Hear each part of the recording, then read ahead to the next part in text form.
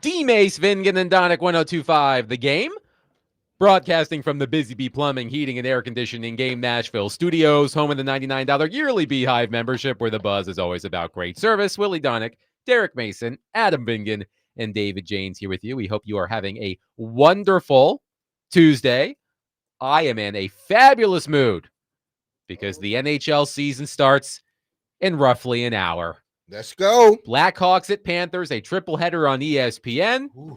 Of course, the Predators season starts on Thursday. Predators GM Barry Trotz will join us at 5 o'clock for the first of many weekly interviews with the Predators general manager. Are you familiar, guys, with a holiday celebrated each December 23rd? What is that? The last day of play before the hockey holiday break. Speaking of hockey, that You is planted the December seed. 23rd. Yeah. 2 days Christmas, before Adam? Christmas. It's not. It's Pre-Christmas Eve. Christmas Eve. Christmas Eve. Yeah, Christmas Eve. Or as people call it, Christmas Adam. What? Christmas Eve, Adam. Eve, Christmas, Yeah. Christmas Adam. Yeah, Adam and Eve. There you go. Cool, Huh. I like that. I never knew that. Yeah, Thank some people. you. Yeah, some people used to call it like that. Yeah. I've Ah. never heard that until just now. Me You're either. welcome. Thank you. You learn something every day. Yeah, I guess so. No, guys, there is a holiday celebrated every December 23rd called Festivus. Okay. A Yes. Festivus for the rest of us. That's the there's tagline. There's a poll. There are feats of strength.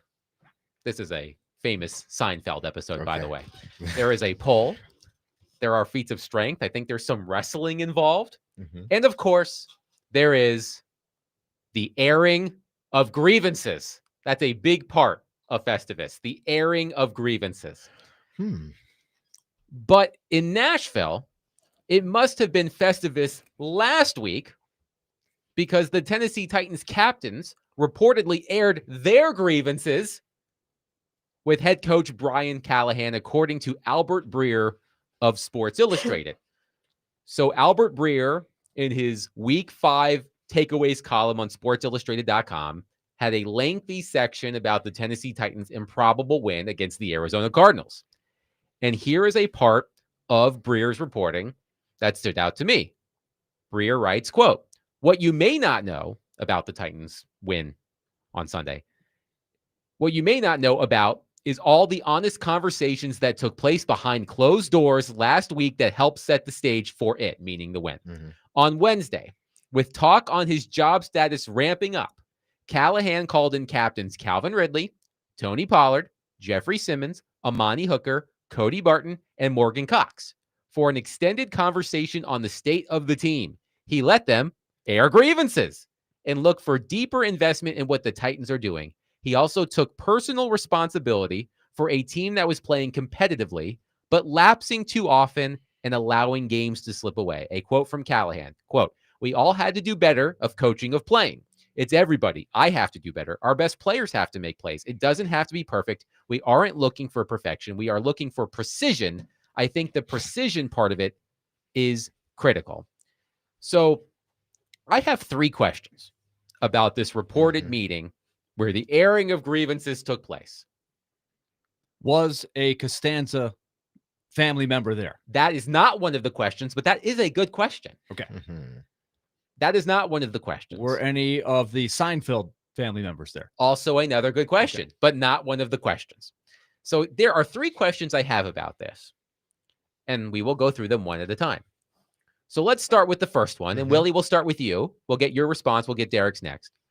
What do we make of Brian Callahan taking the initiative to call this meeting? Because as reported by Albert Breer, Callahan called in captains Calvin Ridley, Tony Pollard, Jeffrey Simmons, Amani Hooker, Cody Barton, and Morgan Cox for an extended conversation. So that's the first question I have. What do you make of Callahan taking the initiative to call this meeting?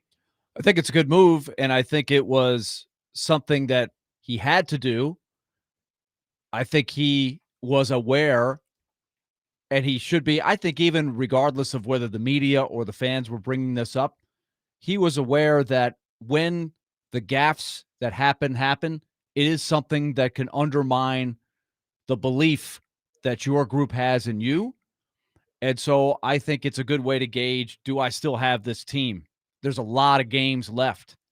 If I'm going to survive, I've got to make sure that my guys are playing for me.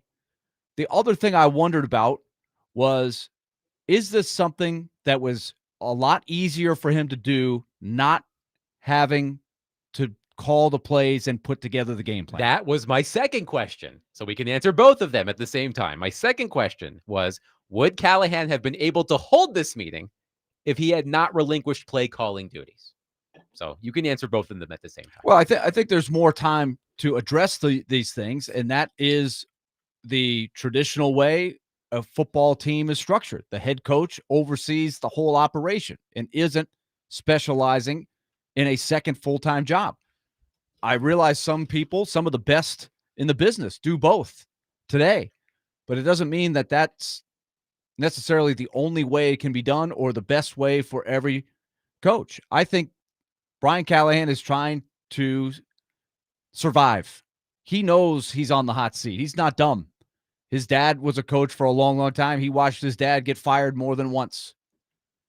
He knows that he's in a tough spot, and he's going to be the first guy to go if it doesn't get better. So I think he's pulling out all the stops, and I think it's easier to take the time to do it right when you're not burdened with a second full-time job, which hurt him in the game situations and, in theory, could have hurt his ability to connect with his team during the preparation, during the week. So, Derek, same question. What do you make of Callahan taking the initiative, according to Albert Breer, to call this meeting with the Titans captains so that they could air their grievances? This is, I believe this has been a build-up. Each game you lose in whatever fashion you lose, especially when the head coach is the prime contributor to one of those losses, at least. Let's just say one of those losses. He had a big hand in it. So after those games, there's chatter in that building. You feel it. You feel the tension. You feel something going on in your locker room.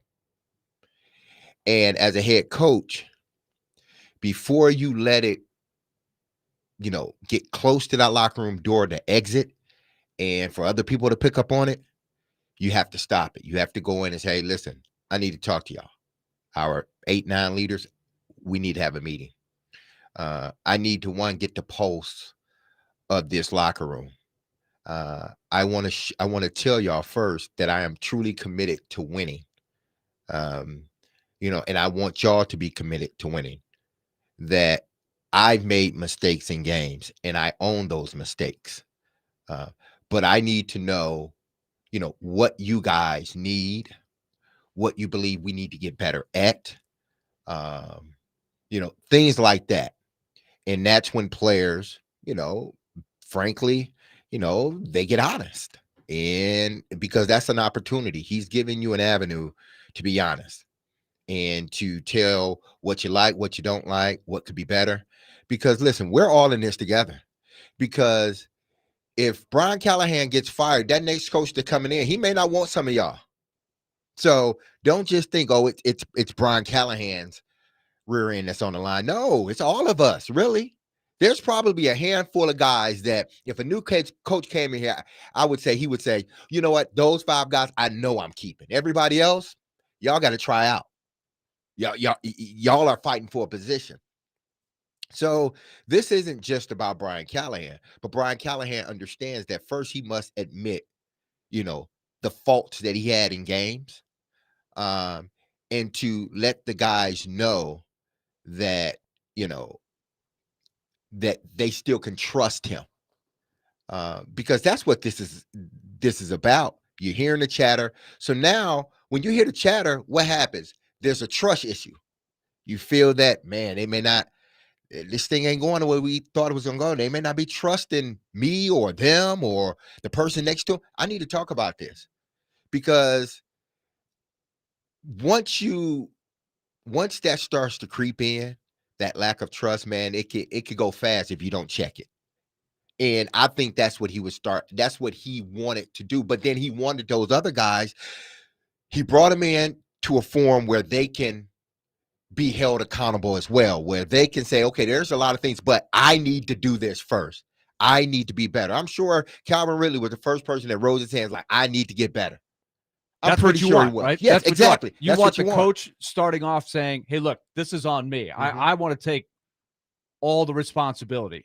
Then you want everybody else to say, no, I need to do better too. That's what a good leadership group does. But then I do hope, I wonder what was the best thing that was said. I wonder what was the best thing. He may never tell us. This is great reporting, though, by Albert Breer. This is the kind of stuff that he's really good at finding. This was eye-opening to me that this took place. But I wonder who said something that really hit Callahan and go, you know what? You're right. And I'm going to address this. Because that can get things moving back in the right direction as best as possible. You want to go down because you just don't have enough good players. And you don't want, because that you can live with. You can't live with my team just quit on me, because then you make it really easy for the management. You want to make it tough on management. It's a litmus test. That's all it is.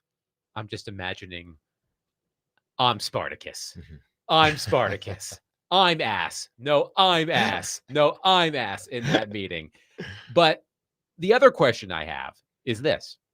Albert Breer said that Callahan called in captains Calvin Ridley, Tony Pollard, Jeffrey Simmons, Amani Hooker, Cody Barton, and Morgan Cox.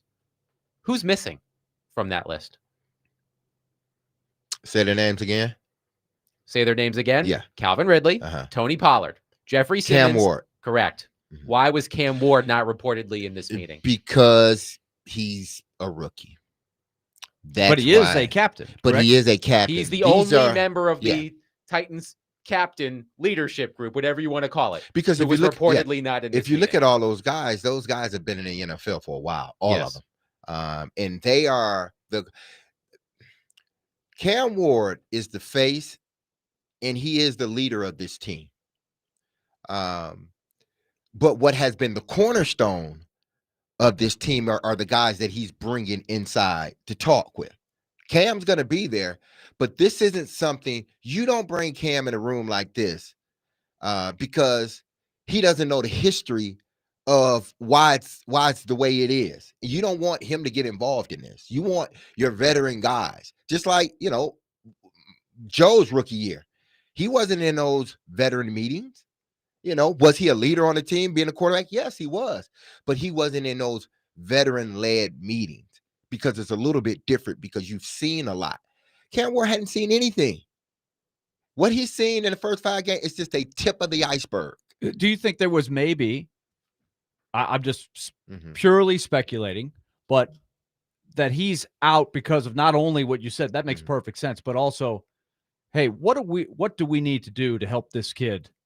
How do we make him better? Yeah. Like, I don't want him here because I want to talk about Cam, and then I want to take what we discuss here and then take it to Cam. How do we make Cam better?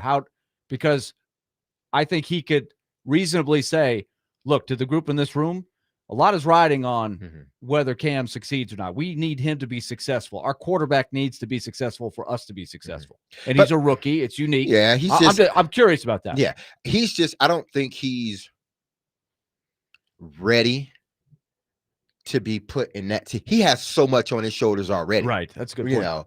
He doesn't need to have something else on his shoulder. No, let the real veterans, let them deal with it. They know the pulse of the locker room. They've been here. They know what, a winning team looks like and what we're doing now. It ain't the same. So what can we do? What things y'all think will work?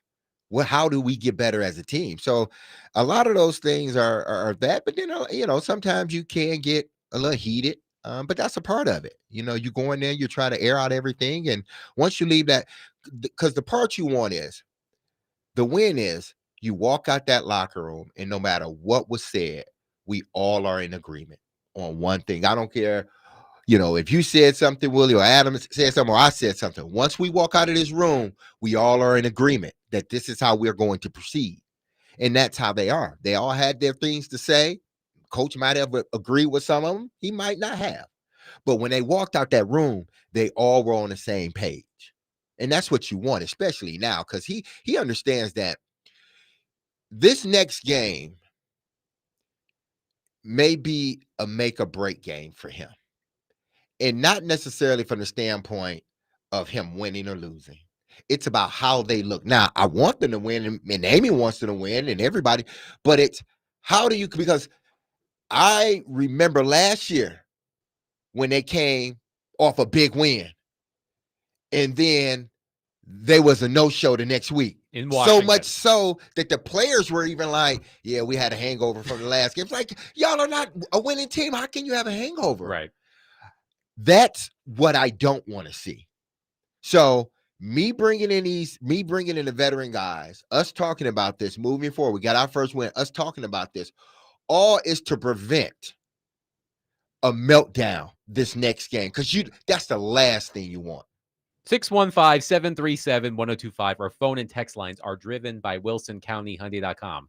What do you make of Brian Callahan reportedly calling a meeting with 6 of these 7 Titans captains, the veteran captains? So no Cam Ward, reportedly, according to Albert Breer. But what do you make of Brian Callahan taking the initiative to call a meeting where the Titans captains reportedly aired their grievances? 615-737-1025. Coming up next, Derek has been part of the kind of meeting that the Titans captains reportedly had last week. So what could have been said in that meeting? Derek will share that with us coming up next. Again, 615-737-1025. Hey, Titans fans, going to Las Vegas this weekend. Come hang out with Derek Mason, Chase McCabe, and Big Joe Dubin at the Overhang Bar at Circa in, well, Las Vegas. Drink specials are included, plus giveaways, including 2 tickets to the Titans-Raiders game. Go to circalasvegas.com for more information.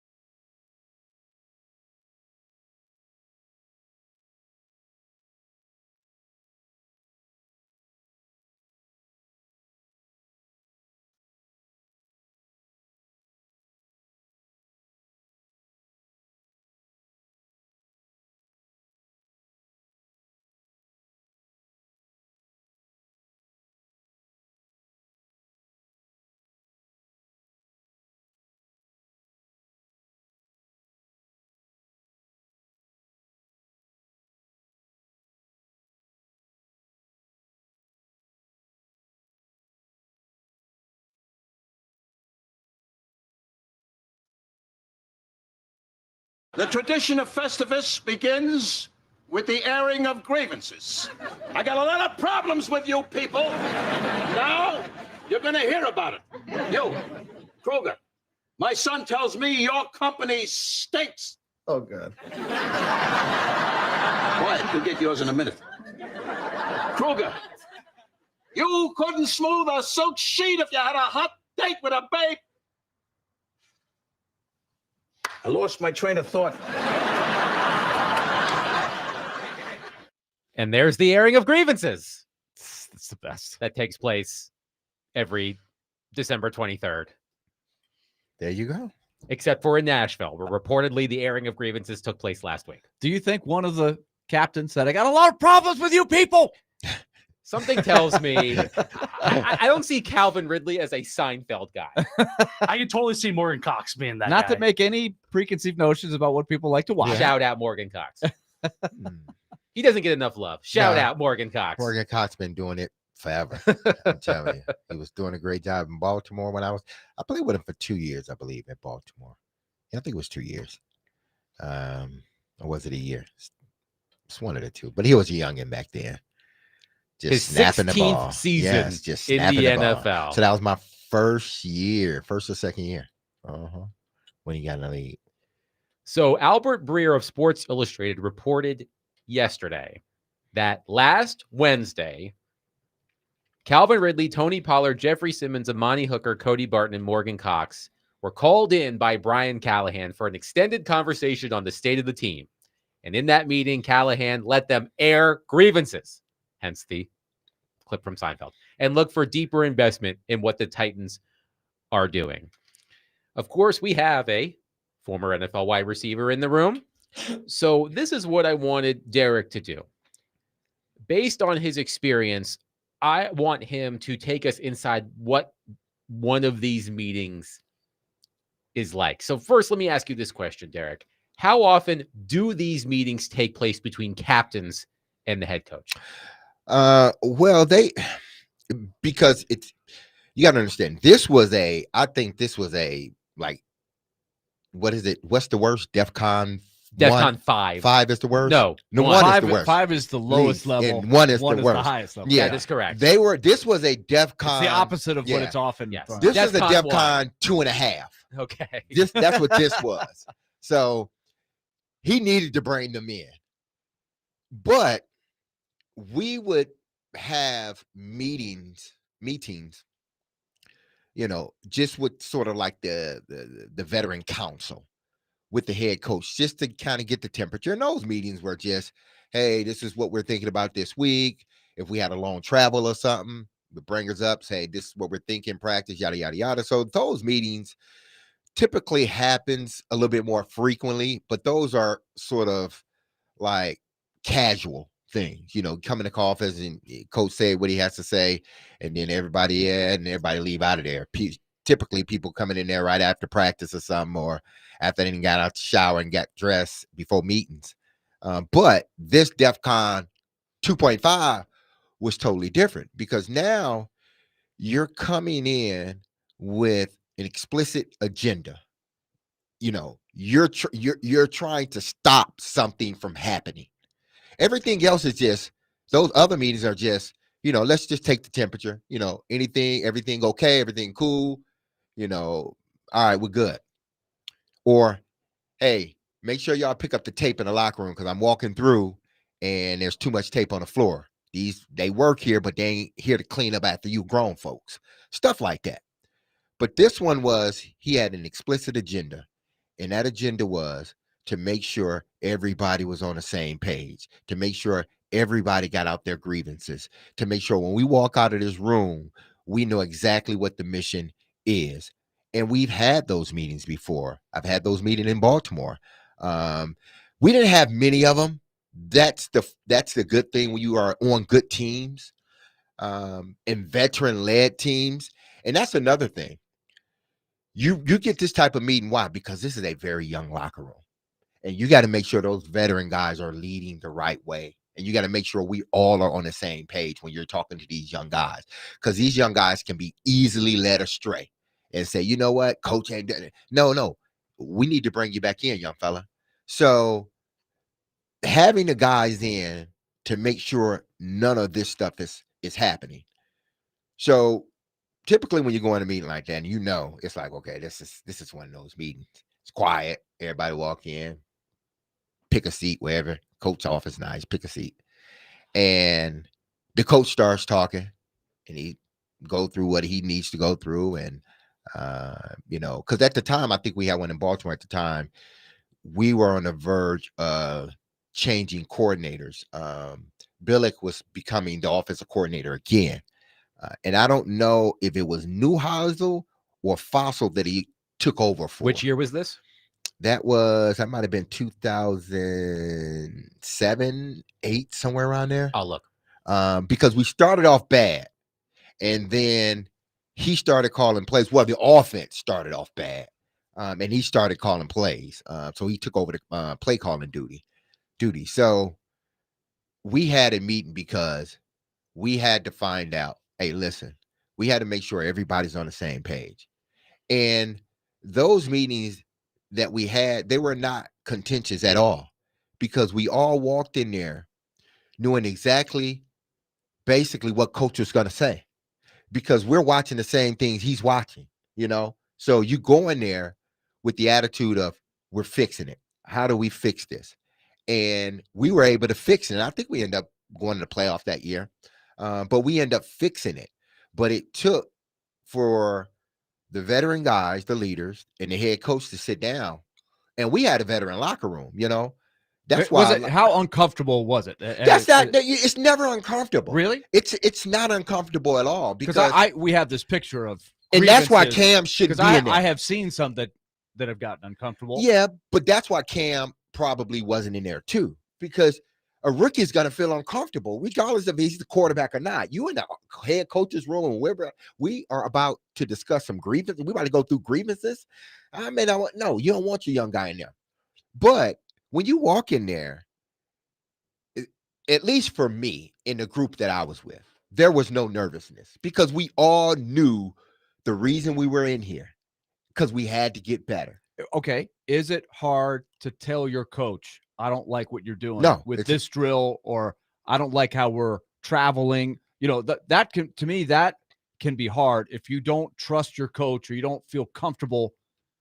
And I think for the coach, I have to be prepared for, my veteran player to say, Coach, I don't like what you're doing, how we're running practice. And that's why it's good that Callahan called the meeting. Yeah. Because when you call a meeting, you got to understand that you're opening up the floor for whatever, and you have to be grown up enough or leader enough to take what people are saying and digest it and say, okay, how do we change? And the leader has to be comfortable enough saying, I'd really like to tell him that I don't like how we're running practice, or I don't like how we're doing our night before the game meeting.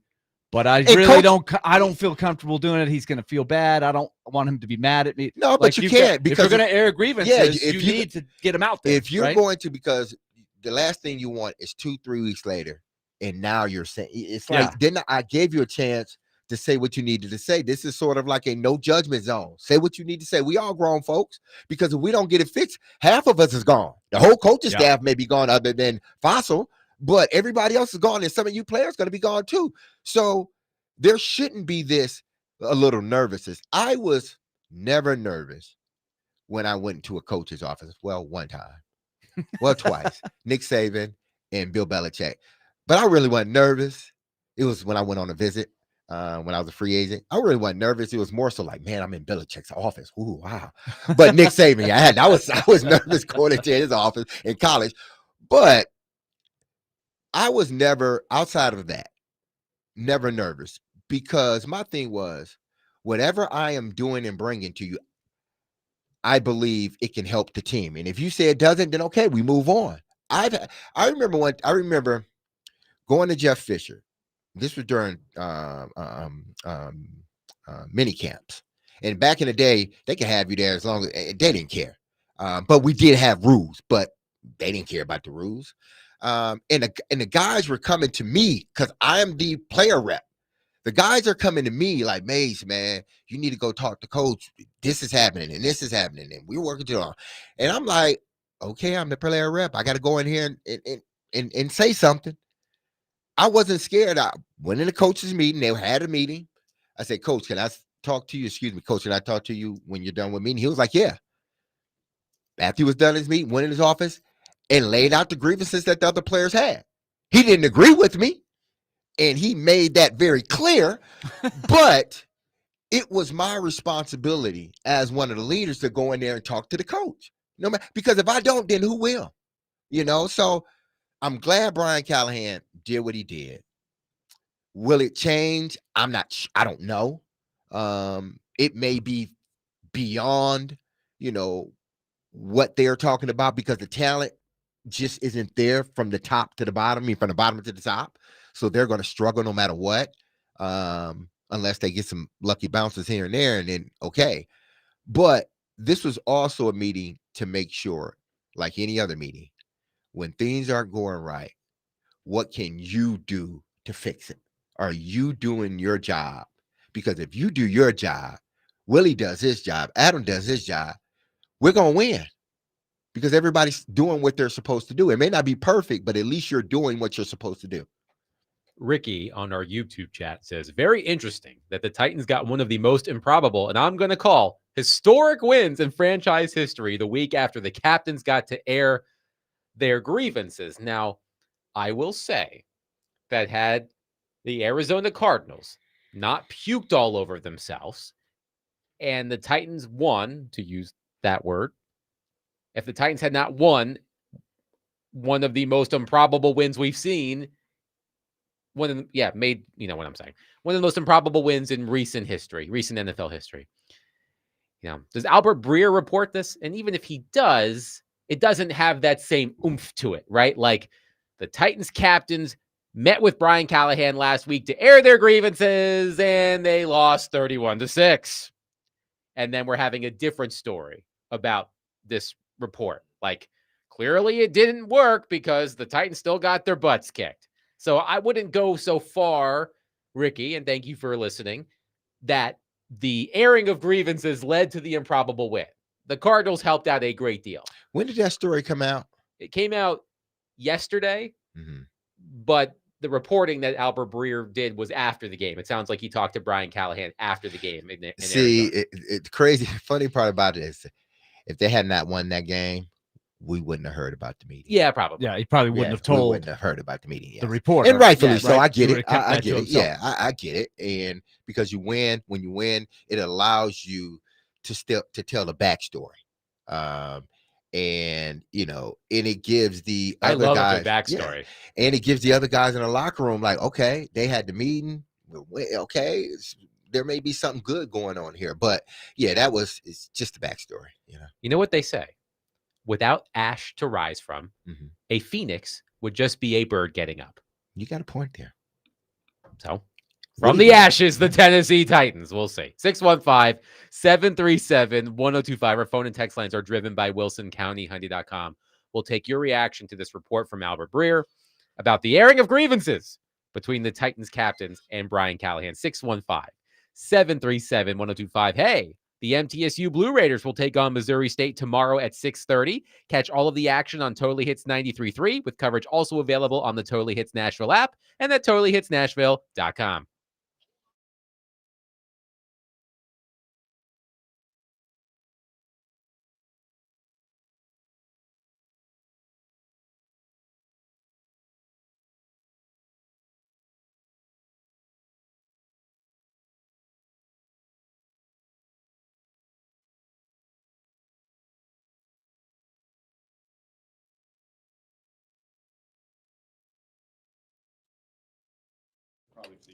Derek Mason here. If you've injured yourself in a motorcycle accident, go to lawtigers.com for your free case evaluation. Even if your accident was months ago, you have nothing to lose by calling Law Tigers. Insurance companies want to pay out as little as possible, or frankly, nothing at all. That's why Law Tigers make sure you get the compensation you deserve and doesn't get paid until your case has been settled. They understand how much your bike is worth to you, so they will help you get it all repaired, or better yet, replaced. Law Tigers is the resource the motorcycle community turns to when in need. So whether it's to support an event or if they see you broken down on the side of the road. With Law Tigers, you'll never ride alone. So call 1-800-LAW-TIGERS or visit lawtigers.com. Law Tigers is powered by Freeman and Fuson, and you can find them in Nashville, located at 2126 21st Ave South. That's Law Tigers, Tennessee's motorcycle lawyers.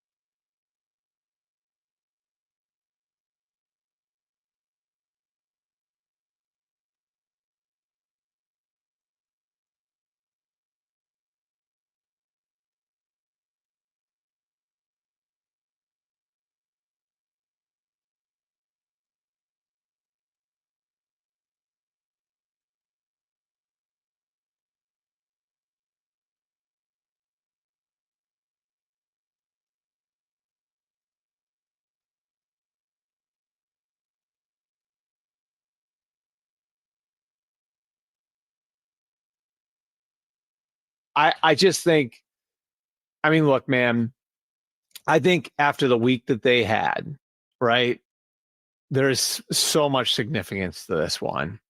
Like, as far as I'm concerned, like a coach cannot get his players to tune out in this day and age, all the noise around their team, good or bad, right? Right. And these guys heard for the last 2 weeks how their team was dead, how the Titans have never been worse, how their coach was dead man walking. Why is he even still here? And for them to then have heard all of that and be down 21-3 so quickly and be down 21-6 in the second half and pull this off, I think it can be a turning point. You know, they're still not good enough to win their division or any of that stuff, right? But like, I do think that this is a team that can now has something to hang its hat on where it could become a tough out, you know?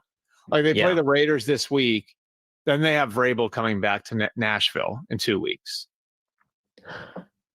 And I just think, like, I don't know.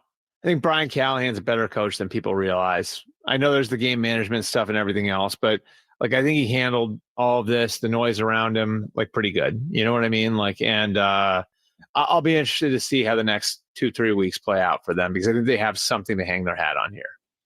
That was Albert Breer on the MMQB podcast. We are discussing Albert Breer's report in Sports Illustrated about this captains meeting between most of the Titans captains and Brian Callahan. Willie, you have a thought? Well, I listen to that podcast pretty much every week, and you've pointed this out, Adam, and brought it up on the show. His partner on that podcast, Albert Breer, is Connor Orr, who has been very critical of Callahan and has basically turned up the heat from afar and observed here's a guy that might have the hottest seat of anybody. Breer has definitely been a defender of Callahan, as you just heard. So it makes for good discussion on their podcast. Breer is usually more of the level-headed, hey, firing the coach in October is usually not a good idea, no matter how bad the situation, but he has also gone beyond that. He really does have deep respect for Callahan. Let's for go better or worse. I'm not saying he's right, but I think he's a credible reporter. Let's go to John on our phone line, driven by WilsonCountyHyundai.com. John, thank you for calling. Please go ahead. Hey, how we doing today? Good.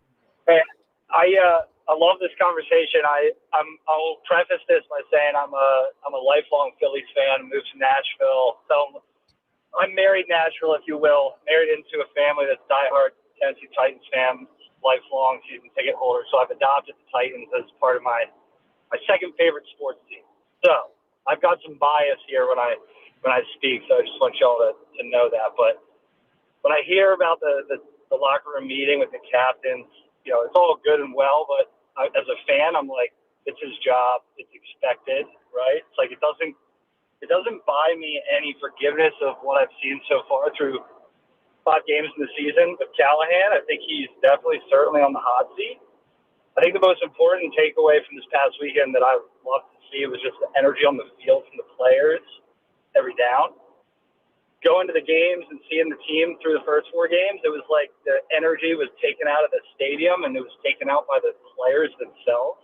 So what was ever said in that meeting, if we wanted to say that the meeting even meant anything, they definitely looked better, more energized. They played. They went after every ball. Yes, we were given the game by the Cardinals. Obviously mistakes happen, but we were playing with enough energy to take advantage of that opportunity, right? What's the definition of good luck? It's when hard work meets opportunity, and that's what they did this weekend. If they continue to do that, I think that's what the fans want to see during a rebuilding year, right? They want to see the product in the field working their ass off.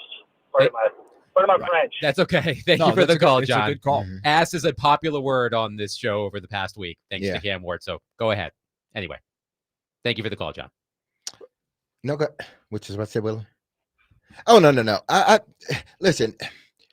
I get, when things like this are brought up, there's some skepticism with everything, and just like the quarterback.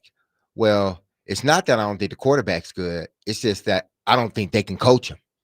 So there's always this caveat to what's being done or said. It's like, okay, we had the meeting, they won the game, but I don't trust that. I don't because Cardinals, they were dead in the water basically for 3.5 quarters, and the Cardinals basically gave them the game. So I'm not buying it. And I understand why the fan base don't want to buy it, but every little step forward is a good step. They had a meeting, good step. They came back from a deficit. However probable it was, they ultimately had to capitalize on it, and they did. Little steps. So I know the fan base wants Callahan and his team to go from first base all the way to home like a home run, but that's not going to happen. They didn't struck out a few times. Okay, now they finally reached base. Now let's see what they do moving forward. That's all. Let's just see what and the meetings are not for the fan base. It's really not, but I know why he put it out there. But it's not for the fan base. It's for the guys inside the locker room, so he doesn't lose them guys. As a journalist, I love a good turning point story. Mhm. It's a great story to write. In hockey, it's always the closed door meeting, which I find hilarious because how many of you have had meetings with open doors? The closed door meeting where we reporters were standing outside the dressing room and the doors aren't open and it's been 15 minutes, it's been 20 minutes, and then you go into the dressing room and the players say, yeah, we talked, we said some things, we won't tell you what we said, yada, yada, yada. But if it sparks a run of some kind, those same players will go tell back to you. that Yes. date. Yes. It was that day. Of It was course. The that sphere. meeting. They The told us sphere. we're not There you going go. to U2. We can't go to Vegas. Oh my God, that's the prime example. Yeah. Exactly. The freaking U2 Sphere concert. I forgot about that. that was a great story. Oh man. Yes, and we love a great We story. ate that up. We loved that. I had some sides with that Even too, on the boy. It was so sidelines, I good. wasn't reporting on the Predators at the time, but I was like, man, I wish I could have told that story. Canceling that concert. But that's exactly it. Like the Predators' point streak a couple of years ago. It all started when Big Bad Barry Trotz, who will join us at 5:00, and Big Bad Andrew Burnett said, "No U2 concert for you guys." And the players were like, "We'll show you. We won't lose a game in regulation for 7 weeks." And like that's so I love a good. Well, I hope that was I right out hope of they're the- thinking that. I hope the Yes. Titans are thinking that. I love a good turning point story. But to your point earlier, if the Titans had not come back, if the Arizona Cardinals running back, by the way, did you see the footage of Jonathan Gannon getting up on his grill on the sideline? I think Gannon's apologized Yeah, for he's that. apologized. But since, man, I saw that. I was like, damn. Can you blame him though? yeah, I can't blame him. But man, he has to. Is there anything dumber that happens in football than a guy doing what that guy did? I can't. Fortunately for that guy, he's not the only guy that's done it. So there's a club somewhere of we're the idiots that dropped the ball 1/4 of an inch from the goal line. Do you think? But that shows you There's the something difference about between that. that shows you the difference between a young coach and a veteran coach. I think a veteran coach would have just told him, "Come stand next to me," and watch, and he would have talked to him like right there, and nobody would have known what was said. Yeah. Instead, you're caught on tape. Exactly, And now absolutely. you look- Going But- right in the man's face. But my point is it DeMarcado? Is that his name? I Yeah. can never pronounce it. If DeMarcado would have carried the ball across the goal line, would have been 27-6. He didn't have to get across the goal line. And if I was playing, listen, and The if I was game. 6'6", I'd have been in the NBA. Okay. Then this Didn't game happen. would have never been reported. One texter says, those who think that this win is going to be a turning point for the Titans are very mistaken. This team is terrible. This is the equivalent of a blind squirrel finding a nut. right. So this is going to be where it lies for me, because there are a lot of people right now, a lot of fans, but I think even members of the media who have probably gone out there on their show or on their outlet, whatever it might be, on blogging or podcast, whatever, and said Brian Callahan's gone at the end of the year. And once you do that, you rarely see that person switch. Exactly. So because they don't want to be wrong. They want to say, hey, I told you back in September he wasn't going to make it. Brian Callahan is trying to keep the door open and not have his name written in pen of he's gone at the end of the year. He's trying to create a pathway to have the discussion be open, because in my mind, and I think D-Mace, you're open-minded to this. To me, it's not a done deal yet. He's on the outside looking in, but he's trying to create a scenario. Can I get my offensive line healthy enough to play respectable on the offensive line and give my quarterback a chance? Can I look better? And what the caller just said, can my team look like they're fighting? And when they lose, let's look like we have it together and we're giving everything we've got and we're not doing as much dumb stuff. They still did a lot of dumb stuff in that game. A lot. And that would have been part of the story. We would have been talking about what the heck happened on the 4th and 10 before the half, where they snapped the ball and Dan Moore doesn't move and Cam Ward just standing there going, what do I do? Here comes a guy right in my face. What about the penalties on the special teams? Like, there was plenty of stuff that you could point to and say, what are they doing?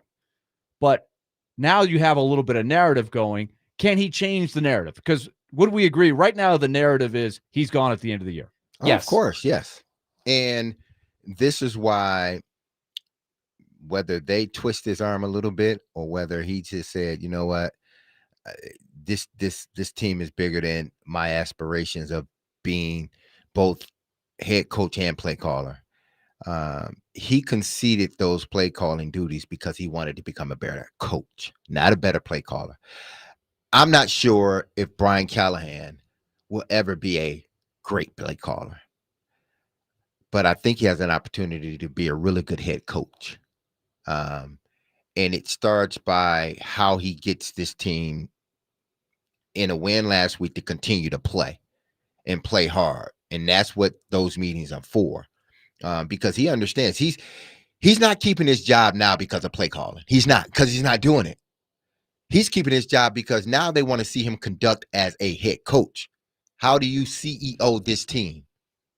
If it looks much better and they start winning, again, you don't have to go to playoffs, but if it looks better and we're getting victories because of that, then okay, you've done your job and we're going to keep you on. But if you can't even be a head coach, then we got to let you go at the end of the year. Hair Middle Henry on our text line says, that win reminded me of my father-in-law making a hole-in-one on number 14 at Two Rivers when he couldn't hit it out of his own shadow and the ball never left the ground. Josh from White House says, the butt fumble is up there as one of the stupidest plays ever. I think Mark Sanchez is known for something else right about now. Currently. Allegedly. Yes. Allegedly. Yes. 615. Yes.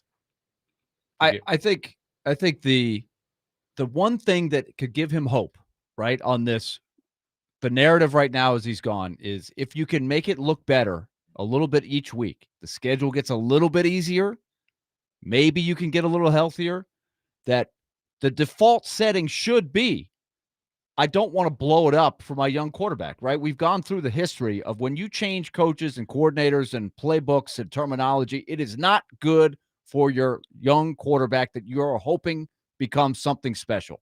So if he can make it close, that would be my goal for Callahan. If I'm advising, to make it close. They shouldn't be looking to fire you. They should be looking for reasons to keep you.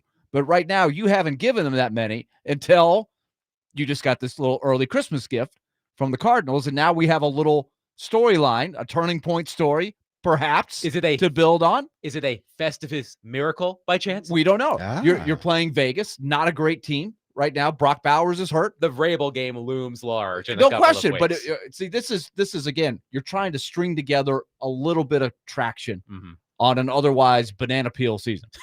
It's good. That's one way to describe it. 615-737-1025. Our phone and text lines are driven by WilsonCountyHoney.com. We will continue to take your reaction to Albert Breer's reporting on the Tennessee Titans.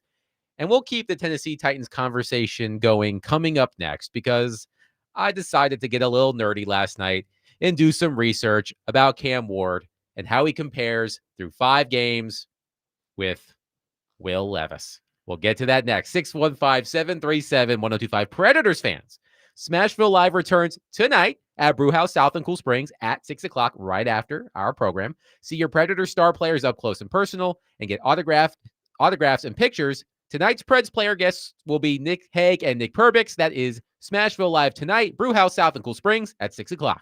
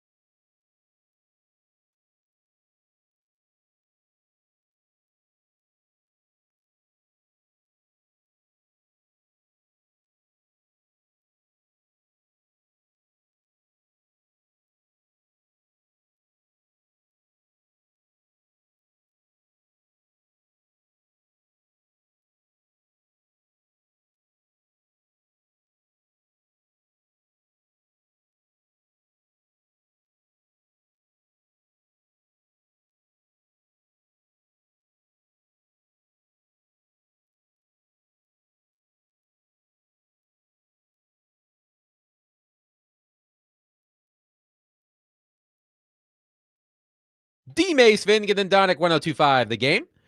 Broadcasting from the Busy Bee Plumbing, Heating, and Air Conditioning Game Nashville Studios, home of the $99 yearly Beehive membership, where the buzz is always about great service. Willie Donick, Derek Mason, Adam Vingan, and David Janes here with you. A reminder, Predators GM Barry Trotz will join us in roughly 1 hour at 5 o'clock for his first weekly interview of the NHL season, which is about to get underway with the Blackhawks visiting the two-time defending Stanley Cup champion, Florida Panthers. And quickly, I have a question for both of you. Has there ever been an attractive championship ring? They are so ugly.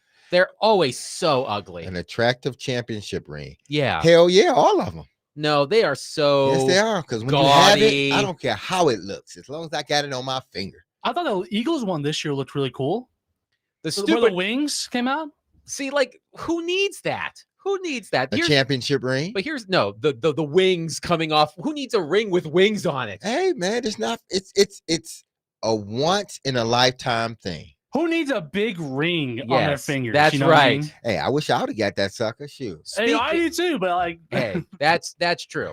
But Damn. speaking of someone who has a lot of championship rings, we usually save this. This is just a quick sidebar. We usually save this segment for the end of the show, but because David Janes has brought this to my attention, we're going to do it now. It's the semi-frequent Adam takes a dump on Bill Belichick segment. And according to Inside Carolina, North Carolina's season-long documentary with Hulu is no longer happening. Oh, man. I wonder shame. why. You think? You would have watched it. I would. Yeah, pay- you I would've You would have pay- loved to watch it. I would pay You'd have hate watched it. $100 right now to see the footage that they've already got Oh yeah. that they're not going to air. I would pay $100 for it Yeah, you don't want to. Why do you want? because I there's want to see Not behind the you. scenes. But I'm saying, why Oh. would Carolina want to put that stuff out? I mean, they're losing. It seems like a dumpster fire. I don't want to put that out on Hulu. Nope. Thank you, but no thank you. I mean, I did take Clemson to cover against North Carolina during Take It to the Bank. Clemson was a 13.5-point favorite. They cleared that in the first quarter. It was 28-3 at the end of the first quarter. It was lovely. So I just wanted to take that moment because I haven't dumped on Bill Belichick in a couple of weeks. So thank you, David Janes. you're welcome. Trevor Maddich will join us in roughly 15 minutes. But before we get there, I don't know why I decided to do this, but I did. And I'm going to share what I found with you.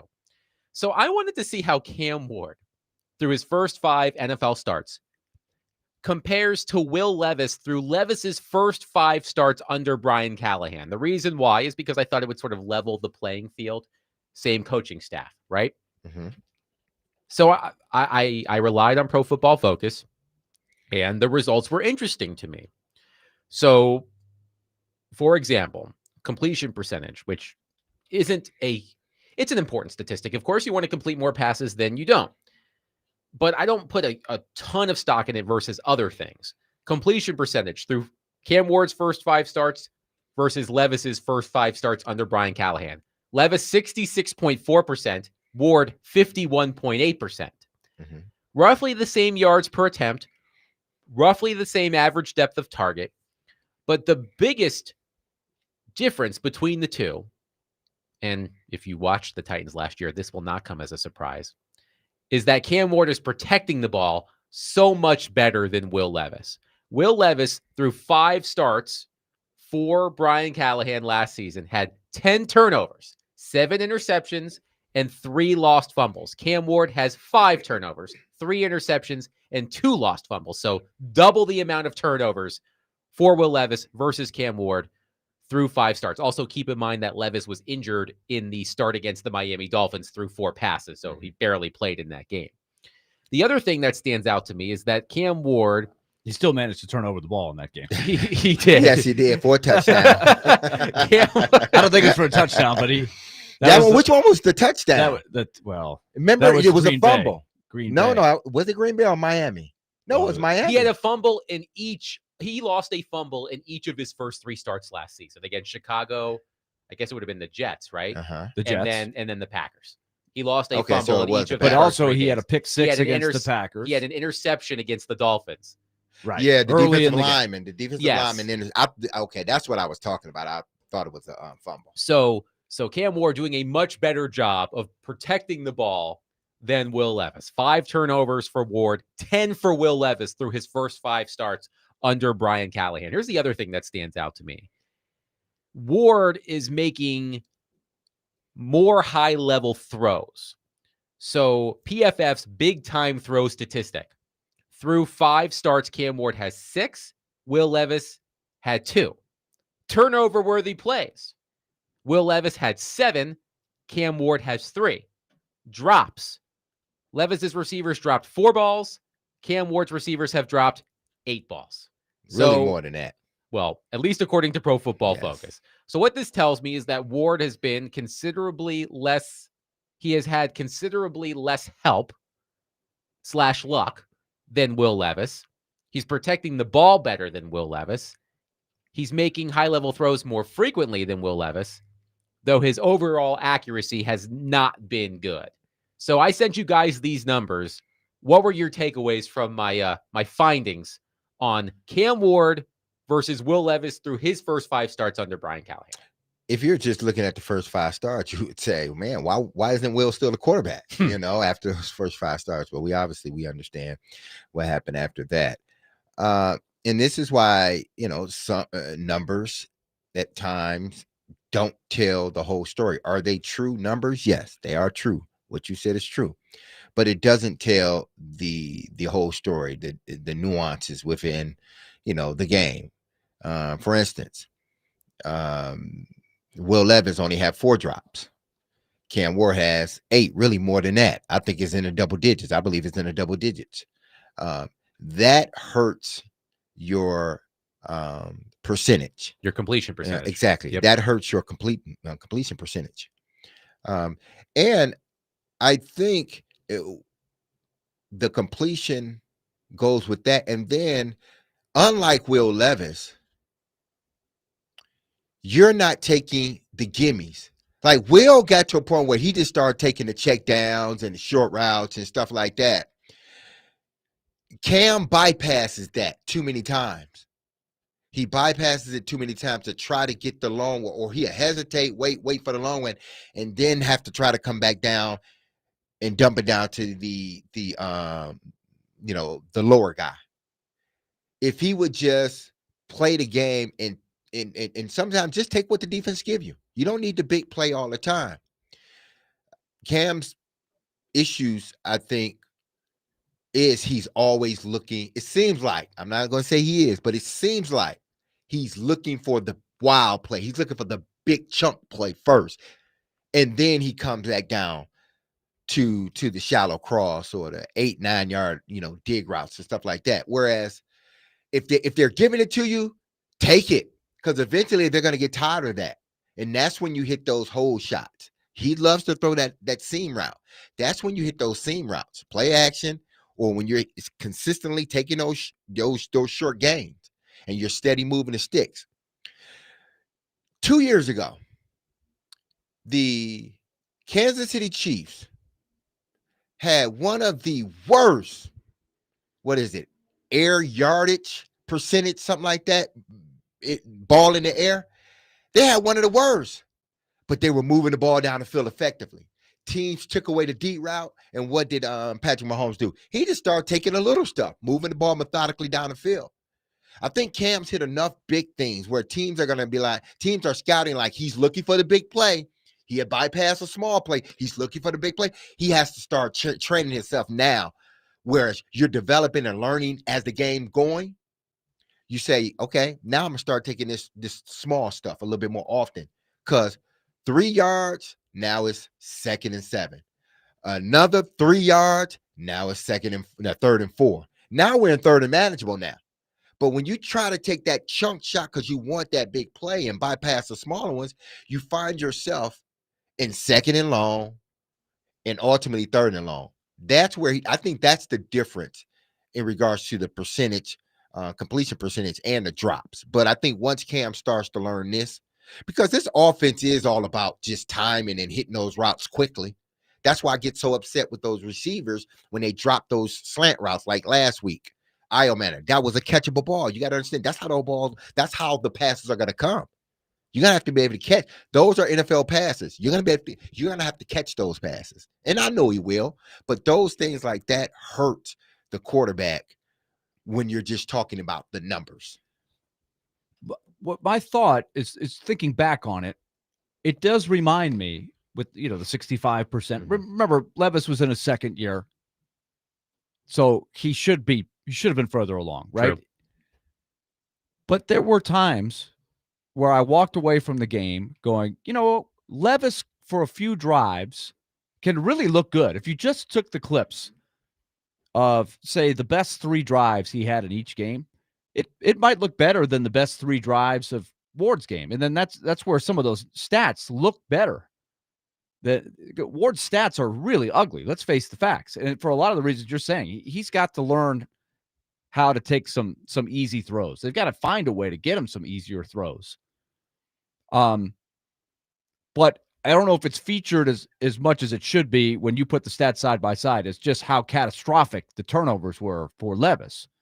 If you could somehow wipe away, if you could flip those numbers, 5 turnovers as opposed to 10, Levis may well have survived a lot longer or made them think about this a little bit more. But those catastrophic turnovers that kept showing up beyond the first 5 starts were disqualified. Yeah. It was like, well, we can't do it.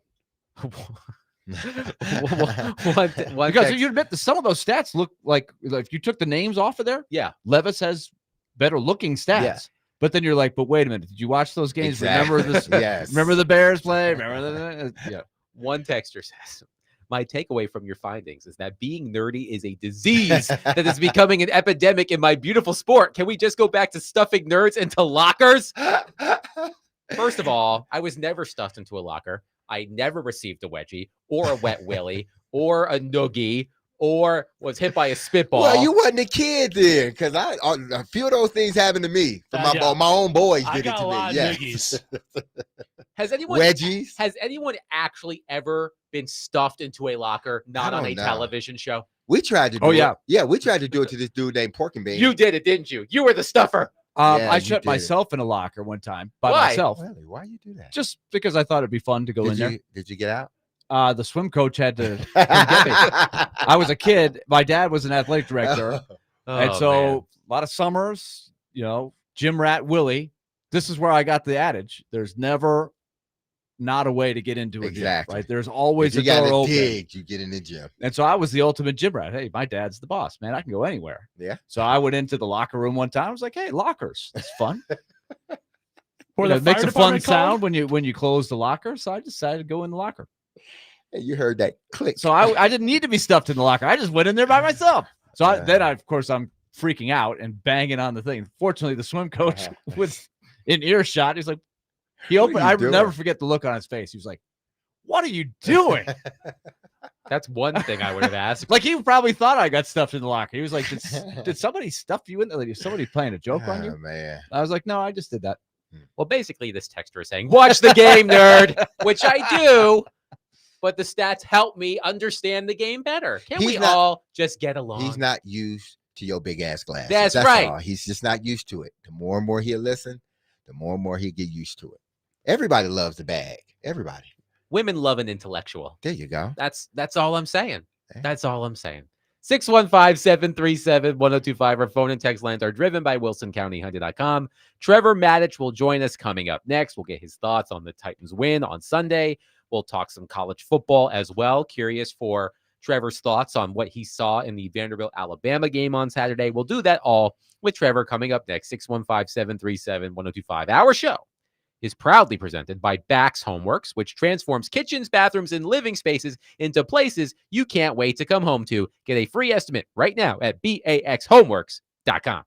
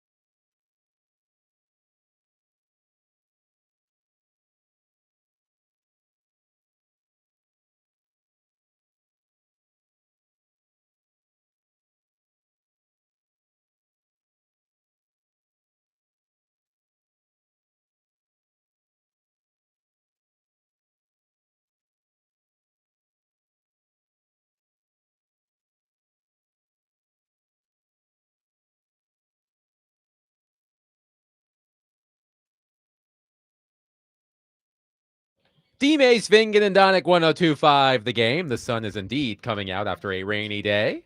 Willie Donick, Derek Mason, Adam Vingen, pleased to be joined on our phone line, driven by WilsonCountyHyundai.com, by Trevor Maddich, who is brought to you by Houston Clinic Orthopedics, when experience matters. Trevor, the Titans pull off an improbable win on Sunday against the Arizona Cardinals, who did a great deal to help out the Titans in securing their first win of the season. But let's go to the fourth quarter. Cam Ward was outstanding in the fourth quarter, especially in the 2-minute drive to set up the game-winning field goal. What was working for Cam Ward and the Titans offense in the fourth quarter that had not been working in every other quarter this season? Well, first, I think we need to give credit where credit's due. And that is Miss Frida won this game for Tennessee. She's a friend of our family. She prays for Tennessee Titans every week. And if there's anyone in Nashville whose prayers should be heard and answered, it's Miss Frida. And when you look at the way that fourth quarter went, with the crazy stuff that happened fourth quarter and otherwise, with the 72-yard run that should have been a touchdown for the Cardinals, and the running back inexplicably dropped the ball inches before he got to the goal line. That's 7 points that the Cardinals didn't get. And then when you talk about that crazy interception, tip ball interception of Cam Ward, fumble by the interceptor, recovery by Tyler Lockett in the end zone for a touchdown. That's crazy stuff. It's Miss Frida making sure that divine powers were helping Tennessee in this game. Now, as you look at the tape of it, I think what Cam Ward did was get the ball to his playmakers and let them be the hero instead of him trying to be the hero. I think part of the reason he's got about a 52% completion percentage is that he keeps on trying to make plays. And I get it. When you're trailing, you got to make plays down the field, et cetera. But what I think he learned today is that even on shorter passes, if he just gets the ball to his playmaker in a place that the defense gives you, let his playmaker be the hero, because there's always a soft spot in every single coverage, every time. You just have to find it, and you got to hit the guy that's in that on time and to the right spot, et cetera. And I think in the second half, especially the fourth quarter of this game, Cam Ward did a much better job of just taking a deep breath and saying, okay, I'm going to find the soft spot in the defense. I'm going to hit my guy there, and I'm going to let my guy be the guy. And for the first three quarters, Cam Ward completed 38% of his passes for 72 yards. In the fourth quarter, he completed 72% for 193 yards. And the big difference was, I think Cam just took the weight off of himself and put it on other people.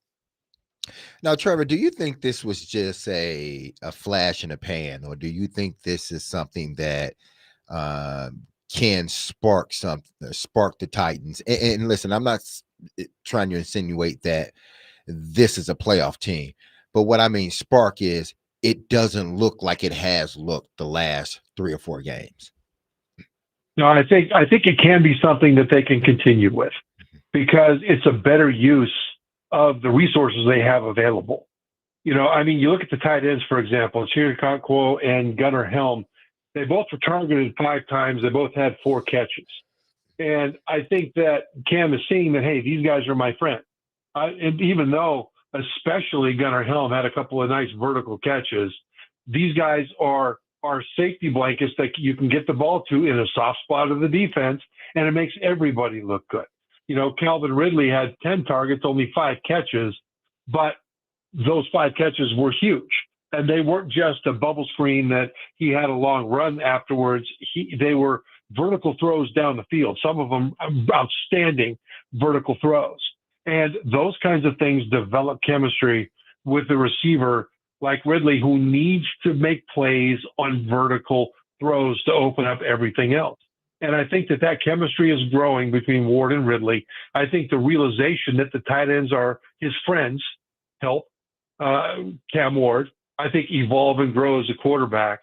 And I think Cam Ward, hopefully, he's listening to you, Derek, talk about how when you complete a higher percentage of your passes, even though they're not very far down the field, you put yourself in manageable situations with the chains, you get a first down, because you've got third and manageable, and then you get another first down, and that's when the big plays can start to come to you. Instead of you trying to force the big plays, end up punting after three and out, and then the play caller can't get into any kind of rhythm. So to your question, Derek, the things that they did on offense in the fourth quarter of this game are repeatable because they haven't done enough of the things that succeeded in the fourth quarter against the Cardinals in previous games. We'll talk with Trevor Maddich, ESPN NFL analyst, as well as college football. Now, speaking of the offense and how it looked in the fourth quarter, I think the overall game, and Willie and Adam and I were talking about this yesterday, they were more multiple in their sets, which I think allowed the tight ends to be more involved in what they're doing. Is that something, or is that something they should continue to do? Because it seemed like they ran more, and maybe it wasn't, but it just seemed like they ran more tight end emphasize offense rather than not running it. Yeah, no, they seem to. I can see a lot of room for more creativity in terms of the play design. They can't make big changes in the scheme and the way they do things, but within any scheme, within any playbook, you've got simple and you've got complex, and then you've got everything in between. And one thing that you noticed about this team early on in the season anyway, in the first 5 games, in the first couple of them, it didn't seem like they did a whole lot of motion. Didn't seem like they did a whole lot of bunch formation, which is where you take 3 or 4 receivers and you put them in a little bunch all together, because that makes it so that they can't be pressed off the line. The defense has to back off and give them more space to have a free release. And so things like this, plays that are designed as rub routes, where you have 2 crossing routes that'll pass each other right shoulder to shoulder. And then sometimes you start that kind of a route, have the receivers stop and then double back out on the other side, a double arrow. And these kinds of creative things, a bubble screen that's a fake bubble screen, and one of the receivers who starts to block takes off down the field.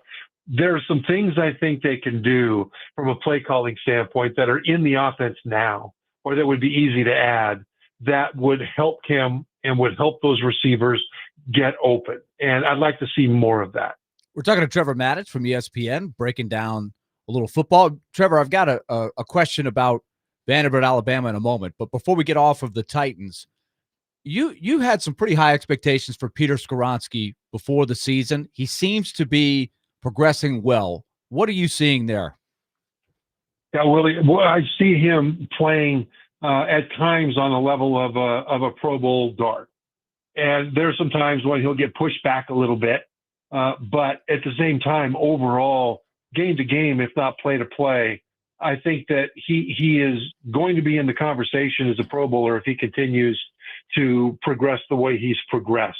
Remember that his first year, he had a appendectomy, I think it was, just before the season, and he never had his size and strength back to where he wanted it.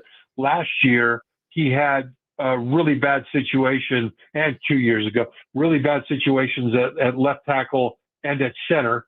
And he was trying to help guys more than he probably should have, and it made him look worse than he probably could have, blocking his own guy. Well, now he's got veterans on either side of him, and now he's got his body where he needs it to be, and you see what he can be. Now, he still has a lot of football left to play in order to show that it wasn't just a flash in the pan, but I think so far Skoranek has been what they expected him to be finally when they took him so high in the draft.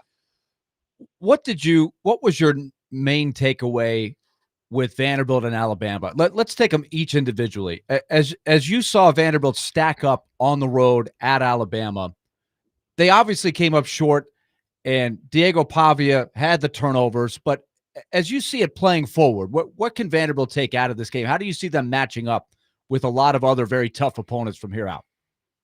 I think Vanderbilt should be proud of how they matched up with Alabama.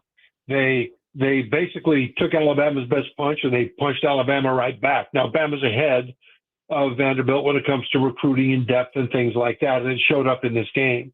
But from a standpoint of how they matched up, they weren't the Vanderbilt of old, where you watched them play and you thought, okay, these athletes aren't like those athletes, and they really don't have a chance unless they get lucky. It wasn't that way. Now, the score, I think, is 30-14 was worse than the game really looked. because of those turnovers that you mentioned, Willie. One of them was a fumble where they had a long drive, Vanderbilt did, got the ball down to about the 13-yard line, and then Pavia broke out of the pocket and he ran up the field, and there was just a phenomenal strip, just an outstanding defensive play to strip that ball out milliseconds before Pavia's knee hit the ground. But that took points away from Vandy, either a touchdown or a field goal. Then there was an interception where they had a long drive, got it down to the 22-yard line, and the safety, Sab, did a fantastic job of reading the quarterback and coming out of nowhere, basically, and stepping in front of the receiver. And so, give Alabama a lot of credit for creating those takeaways. But Vandy was moving the ball. Vandy had gotten into scoring position, and the score would be a lot different had they gotten points in those situations. One thing I think that they need to continue to improve on, Vandy, is their running. Their stats look pretty good. For goodness sake, they averaged 7.6 yards per carry, 136 yards. They ran the ball well. Well, 2 plays had 101 yards, including a Cedric Alexander 65-yard touchdown, which was pretty cool to watch. But 101 yards on 2 running plays, that means that they had 16 carries for 35 yards all the rest of their running plays. That's about 2 yards per carry. That wasn't good enough. But that's part of the reason that in this game, Vandy didn't do what they did last year to beat Alabama, which is dominate third down. Last year, they were 67% on third down conversions, Vandy was. And this year, they were 45%. Part of the reason was they didn't run the ball quite as well. So you can see where Vandy can improve, but you can also see where Vandy is no longer overmatched by one of the best teams in the country. Now let's take it from Alabama's perspective, because, of course, Tennessee is playing both of these teams. We know the bar is set as high as it can be for the Alabama program. Is Alabama a national title contender in your mind? Yes. I think the defense is coming together, but I think what makes them a national title contender is their quarterback, Ty Simpson. And for the Tennessee Volunteers, this is something that they need to pay attention to, especially after Gunnar Stockton of Georgia, who wasn't supposed to be a great passer, lit him up through the air. And that was a real disappointing loss for Tennessee. They had that game won, for goodness sake, against Georgia. But Ty Simpson is better suited to run head coach Kalen DeBoer's offense than Jalen Milroe was last year. Milroe excelled at throwing the deep pass, but you don't need to even know what the coverage is to do that. You just throw the ball up and over the top of everybody. Well, the mid-level passes around 20 or so yards downfield require a lot more from the quarterback. You need to know what the coverage is. Then, based on that coverage, you need to throw the ball to a spot on time with the correct velocity and trajectory based on what the coverage is. And Milroe never was able to master that in college. Ty Simpson seems to be not just, if not mastering it, excels at it right now. And when you can hit those intermediate passes, it opens up all the rest of the offense. And so, because Ty Simpson's able to do that, I think that you've got to consider Alabama, even after that extended nap they had in the opener against Florida State. You've got to consider them a national championship contender. The truth of it is, who is the dominant team that no one can beat? You can make a case for Oregon and Ohio State, but I think you've got Bama moving into a category where they should be considered that way if they continue to grow.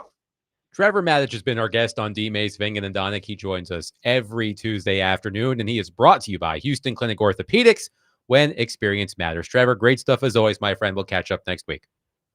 Thanks, Adam. Thanks, guys. 615-737-1025. Our phone and text lines are driven by WilsonCountyHyundai.com. A reminder, Barry Trotz, Predators GM, will join us at the top of the hour at 5 o'clock.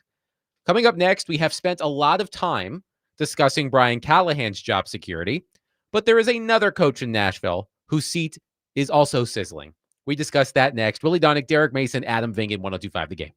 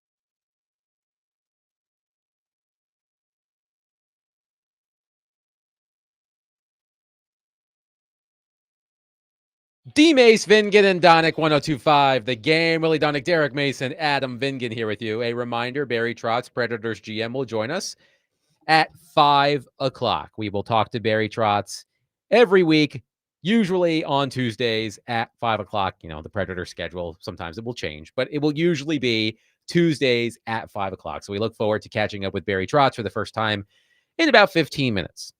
But as I said before the break, we've spent so much time talking about Brian Callahan and if and when he's going to be fired and all of that stuff. There is another coach in this city who a lot of people believe is on the hot seat, and that would be Andrew Brunette. And today, with the NHL season starting, by the way, 1-1 Blackhawks Panthers in Sunrise, Florida. With the NHL season starting today, The Athletic put out its season predictions. I used to take part in all of these. And there are multiple questions like who's going to win the Stanley Cup, who is the dark horse Stanley Cup contender, and which team, is going to exceed expectations the most, things like that. But also included in this survey is who will be the first coach fired.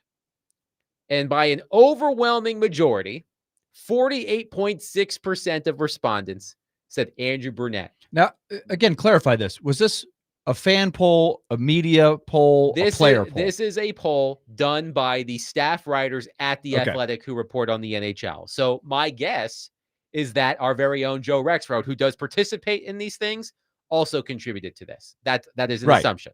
But it is the staff of The Athletic who covers the NHL. So 48.6% of the staff that participated in this poll, Andrew Brunette said that Andrew Brunette, is going to be the first coach fired. By the way, the next closest, Lindy Ruff with the Buffalo Sabres at 14.3%.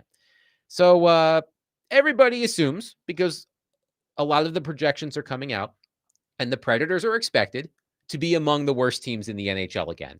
As Barry Trotz said at the start of training camp, let's see if the Predators can prove the prognosticators wrong for the third year in a row, or whatever he said.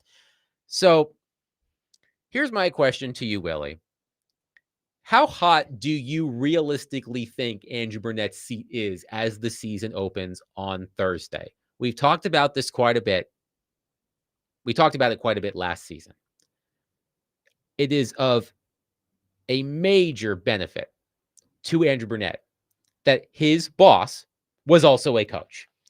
And Barry Trotz showed extreme patience with Andrew Brunette last season. If Barry Trotz, I'm somewhat convinced of this. If Barry Trotz wasn't Andrew Brunette's boss, Andrew Brunette would have been fired last season. But Trotz believes in Andrew Brunette, talked about how he's a great young coach, gave him things that he wanted him to work on this offseason.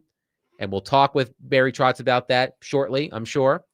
But how hot, Willie, do you realistically believe Brunette's seat is as the season opens on Thursday? Well, I think back on whatever date that was, it would have been mid-April when the season ended. And Barry Trotz had that very long post-season press conference yes, where he went into great detail on, and the number one thing that everybody wants to know is Andrew Brunette coming back? That day when he said Andrew Brunette is coming back, I think I said the next day, we now know 100% that on every poll just like this, he will be the number one guy on the list. And so nobody should be surprised by that poll. If you look at that poll, I'm like, oh my gosh, like you clearly weren't. You should have known that April 15th. And that being said, Andrew Brunette knows. He knew that when he was getting the nod to come back, he knows his name's going to be at the top of every list that is similar to that, whether you're polling fans, polling media, etc. So this is something that we will ask Barry Trotz when we have him on at 5 o'clock.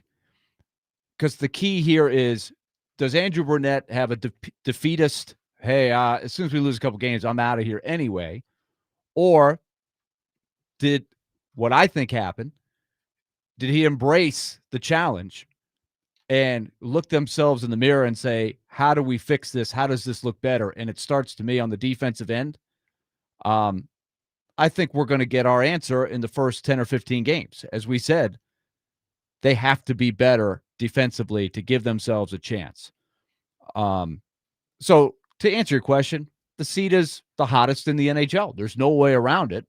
But how does he handle that? That's going to be the key. That doesn't mean he will be the first coach fired. It's up to them to have a good-looking group. Barry Trotz will be patient. If he thinks they're getting close to the most out of what they can get with this group, he's going to stay with them. I don't think he's going to have an itchy trigger finger. But that being said, the start has been so important the last 2 years. They must get off to a better start this year. That's the first hurdle to climb. By the way, Derek, before you respond, Brett in Lebanon says 48% is not a majority. It's a plurality, but not a majority. I'm kind of ashamed of myself for saying that. I think that deserves a button. Where's the bell? Where's the bell? Where's the bell? The bell is not in reach. There we go. There you go, Brett. You get a bell. I'm not the only nerd And on he's this correct show or in who that. listens to this show. You are correct, Brett. I'm ashamed of myself. Derek, please go ahead. No, I was going to ask Willie, do you think, because there was a lot made of the exit interviews and, coach talking to certain players more than just once. And everybody waiting on what is Barry going to do? What is Barry going to do? Barry was like, I'm taking my time. I got to talk to all the players. Do you think that will affect how he sort of go about the beginning of the season as far as how he looks at Coach Bruno, in the sense of, giving him a little bit more leeway than that? Because what the players said had to have held some weight because he kept them, So to me, it doesn't seem like it would just be a quick hook. I think that from afar, one of the other reasons, besides the obvious, that they were supposed to be good and they weren't just not good, they were towards the bottom not good. It was the worst season in Predators history based on the expectation level. So that's what the writers from afar see. That was easy. The other part that was easy to see was you had some players like Jonathan Marchessault speak out and sort of question, what are we doing? We need to play. We need to adjust. We need to play a little differently. And then the other part of this that makes it very easy to vote for Andrew, quote unquote, vote for Andrew Brunette, is that they brought in a former NHL coach in Luke Richardson and put him right on the bench. So from afar, that looks like, oh man, they are preparing. They've got it all set. They've got it all lined up. If they want to make a move, it'll be easy.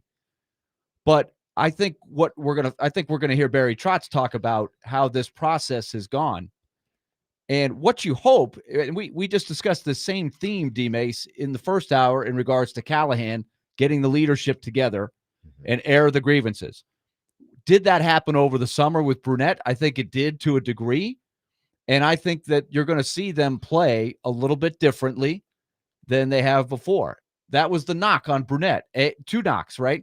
He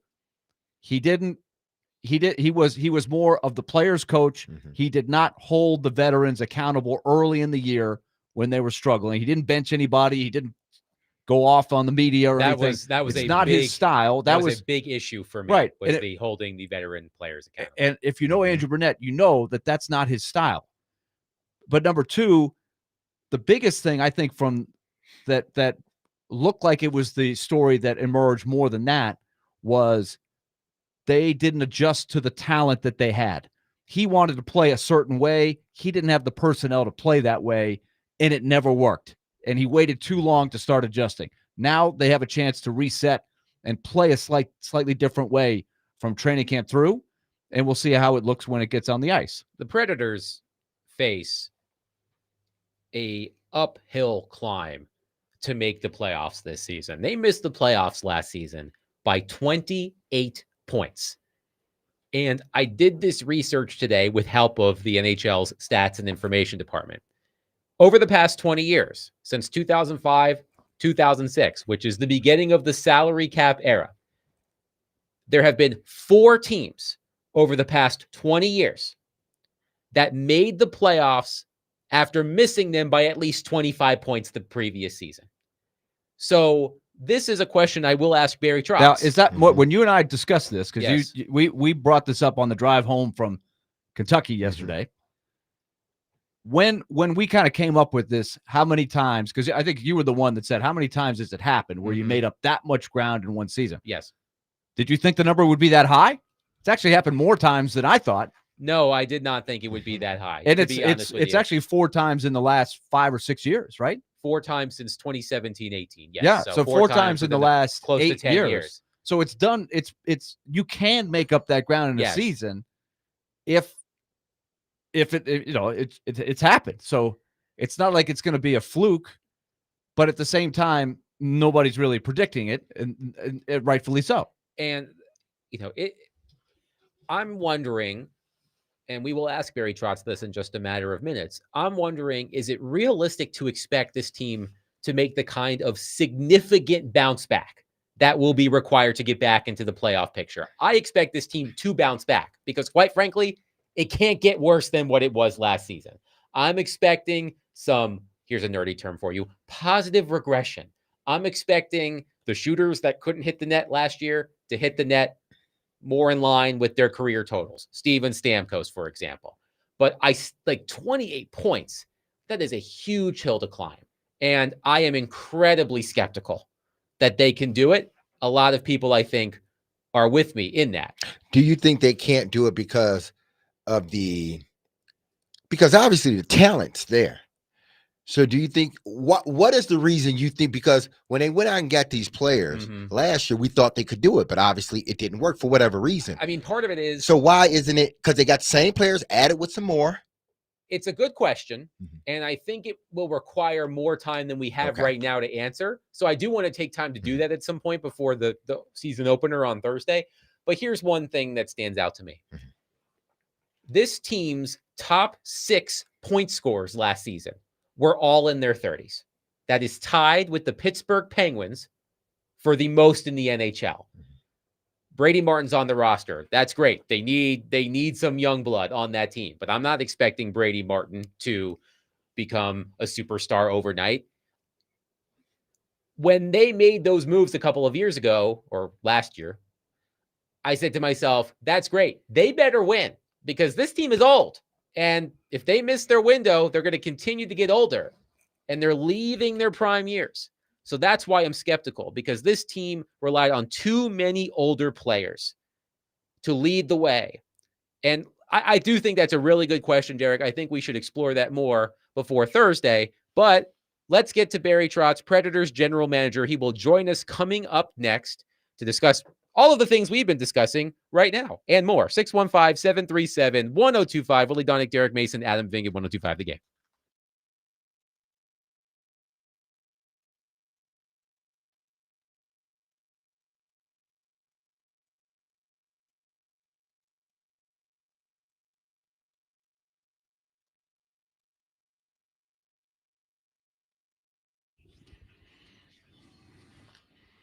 Frivolity. Nice job, Joe. Okay, vocab. Look that one up. Hey, are you trapped in a high-rate mortgage, watching your hard-earned money vanish every month? At Loan Pronto, they are delivering lower mortgage rates, lowest they've been in 3 years. So if you got stuck with that high-rate mortgage, you don't want to stay in that. You can save hundreds of dollars a month by using Loan Pronto's rate reduction home loan program. Streamlined, low cost, no appraisal needed in most cases. And once you close, which you could do in as little as 2 weeks, you can skip your next 2 house payments entirely. Skip 2 house payments entirely. You got to love that. Rates this low aren't going to last. So call Loan Pronto now for the free, no obligation quote. 615-499-5780 or go to loanpronto.com. That's 615-499-5780 or go to loanpronto.com. Equal housing lender, NMLS 166-1781, subject to lender approval, NMLSconsumeraccess.org.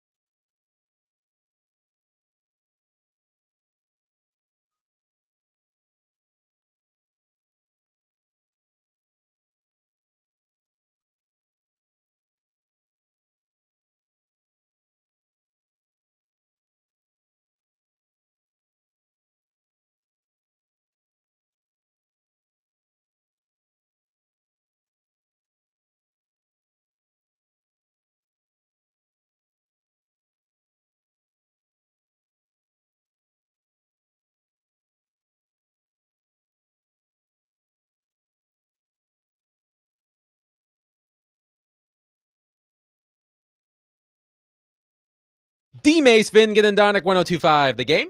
Broadcasting from the Busy Bee Plumbing, Heating, and Air Conditioning Game Nashville Studios, home of the $99 yearly Beehive membership, where the buzz is always about great service.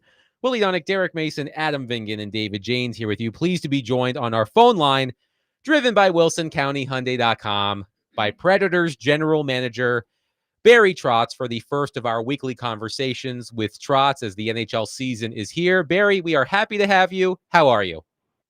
I'm doing great. How are you guys doing? We're doing very well. Thank you very much. So we are really looking forward to these conversations with you every week. So let's start with Luke Evangelista, who you signed to a 2-year, $6 million contract over the weekend. Help us understand why it took until last weekend to get Luke under contract, because usually bridge contracts do not require this much negotiating. So what happened? Well, I think in both sides, the one side had a number, the other side had a number, and both sides were stubborn on their number. And when it finally got done, I think probably both sides thought it was going to be a lot easier. The numbers would be a little closer.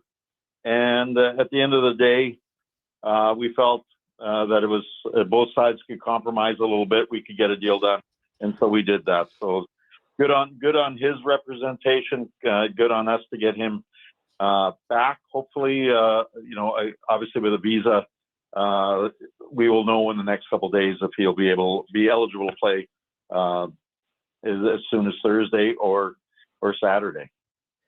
Brady Martin made the opening night roster. He will be the second youngest player in Predators history on the day of his NHL debut, assuming he plays on Thursday. You've had some of the youngest players in Predators history. You've had Scott Hartnell. You've had Seth Jones, Scotty Upshall, among others. What gives you confidence that Brady is ready for the NHL at such a young age? Well, we're gonna play this one game at a time right now, but right now Brady has given no indication that his game cannot translate to the National Hockey League. The one thing about Brady is very intelligent. Two, I think he's got great, I'll say, spatial awareness. A lot of different young players, want to grab the puck and go as far as they can, and then when they start running out of options, then they start looking for people.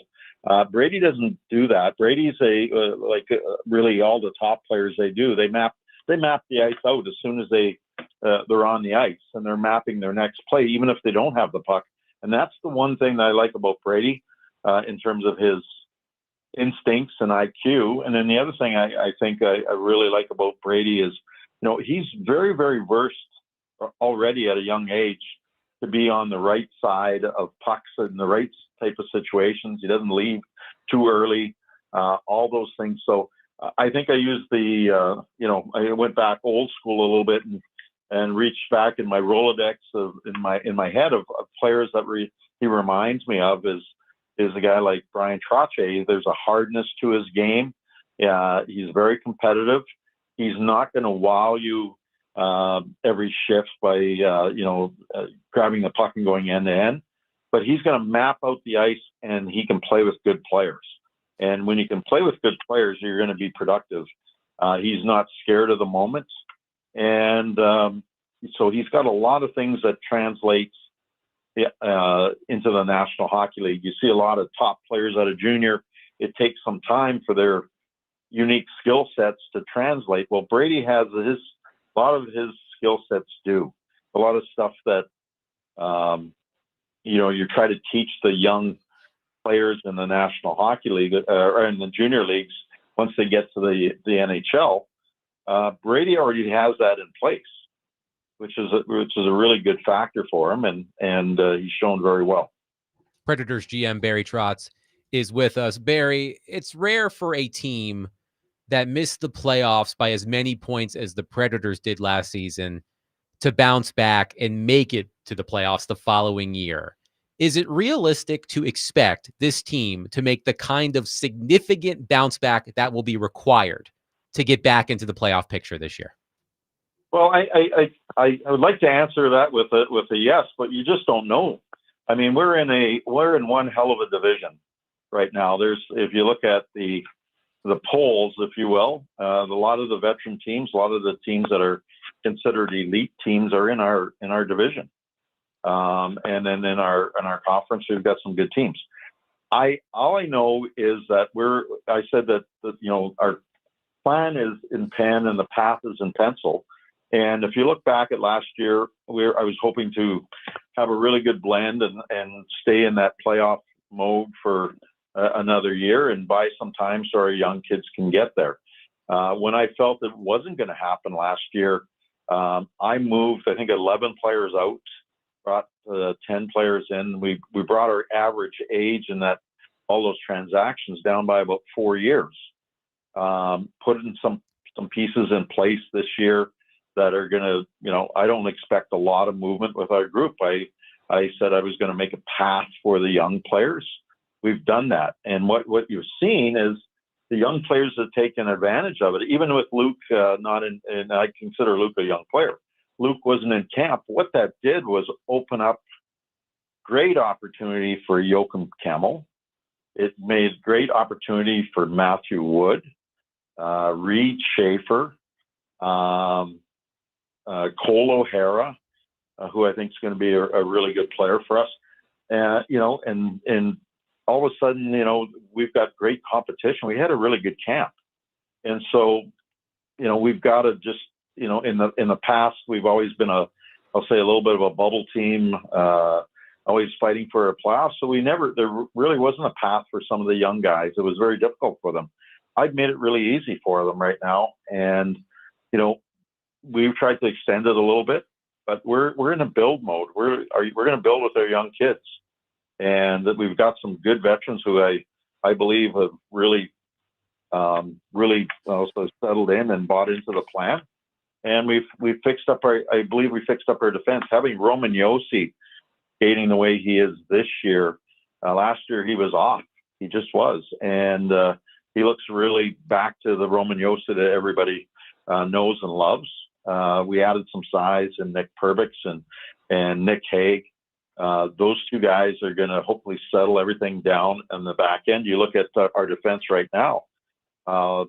A number of members that were playing defense for us at the end of last year, they're not playing here right now. They're the depth in Milwaukee right now, and it's no indictment on them at all. They did a great job, but we're just deeper on defense, and by being deeper on defense, that will sort out for our goaltenders. Our coaching staff has done a really good job. They've tweaked some of the systems for our group, hopefully giving us a better chance on our 5-on-5. I thought we last year were not very good 5-on-5. We've got to be a better 5-on-5 team. I thought our special teams were pretty good considering the personnel changes and some of the holes that I created once we realized that we're probably not going to be there, and we were setting up for this year. We'll talk with Barry Trotz, Nashville Predators GM. Now, Trotz, over the last couple of seasons, throw the Trotzy in there. Yeah, Trotzy. Hey, Trotz. Yeah. Hey, Mason. Over the last couple of seasons, UC Soros has struggled. Last season was probably, if you're just talking about save percentage and goals against, it probably was his worst season since the first year. What have you seen in UC that makes you think it's going to be different, or is it just about the team playing better around it? Because there were times last year when UC held his own, but the guys around him just didn't hold theirs. Well, I will say this on your first statement. You said the last couple of years he has not been good. He was not really last year. The year before he was very good for us. We made the playoffs. He stole a lot of games. Our team played better in front of him. Last year he didn't have the season that we all expected, but that is a product that a lot of times with the team in front of you, we were not predictable in our own zone. We left them exposed on 2-on-1s and breakaways and backdoor passes that I don't care who's in net. You can have, Connor Hasselbeck from Winnipeg in net, and he would have his worst season ever because we were no good in front of him. And the things about that we've done, we've changed some of the D zone. We fixed up the defense, and we're defending a lot different around the net than we have in the last 2 years here, or last year and a half. And UC Saros' strength is his ability to read the play and his ability to move. And when you don't have predictability, and I think we made it a lot more predictable. When you don't have predictability, you're not fast, you're not reading the game because it's too chaotic. So we're trying to slow it down in our own end, not only for UC, but also for all our goaltenders, but also our players. So it's a product to me. Goaltending is a product of the team that's in front of you. You still have to be a good goaltender, no question, because you're the last line of defense, and he bails us out. We saw even in the last preseason game, I saw the great goaltending display on both sides, Carolina's goaltender and UC, and he made the big saves at the important times, and that's what you want. And last year we didn't give him a chance. So I know there's still lots of gas in the tank with him. I think he's got something to prove, and our team has something to prove. So I expect a much better year from him. But we are younger, we are a little bit less experienced. But you got to be excited about. You got Brady Martin. When's the last time that we had a young player like that? I think there's only 5 players in the National Hockey League right now that are from his draft that are still with their teams, and that's Schaefer, Misa, I think Kindle in Pittsburgh, and I think Coots in Vancouver. Those are the only players from that draft that are still with their teams. And we could start the season with 5 rookies on our team. That's incredible. We were, when I came here, we said we were going to have to build, and I said we can blend this a little bit. I'm going to try to thread the needle. I tried doing that.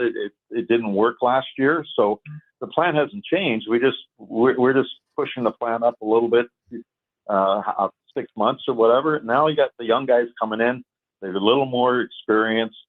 They're going to get experience this year because we left a path for them to do that, and now they just got to do it. And it's exciting to see a Brady Martin play. It's exciting to see what I take Jochen Kemmel. I mean, he's taken advantage of the opportunity. The last game was a great example of that. Big hit in overtime. He played a really strong game right through, was physical, had some chances. Then he has one of the biggest hits I've ever seen on 3-on-3. And then he draws a penalty and then scores the game winner on the power play. So that's exciting about all our young guys. And then you got guys like Tanner Mollendijk. So we have 11 first-round picks that are 22 years old or younger, developing somewhere in our system. We're going to have to develop some in Nashville, some in Milwaukee, some are going to get developed in junior, and some in college, and some in Russia, and Sweden, and in Finland, and all those places. So they're everywhere. Exactly. Where are they not? Like I can't tell you how excited I am. Do you have anybody on the North Pole, Barry? Exactly. They're everywhere. They're all over the globe. Barry Trotz is excited, and he's with us here. He's going to join us every Tuesday at 5:00 here on 102.5 The Game. Barry Trotz, Predators GM. Barry, it was no secret. We just got done looking at a poll from the media at The Athletic that Andrew Burnett, for lack of a better term, is the number 1 guy on the hot seat, right? Oh, yeah. And you said this, right? But I'm curious, from the time that you explained that he was coming back last spring after the season was over, and what your process was going to be, how he's handled it, and what you saw from him try to go through these things. For example, like you just talked about, how do we defend better and become more predictable? How do you think he's taken the ball and the challenge of making this right and taking the opportunity to come back stronger?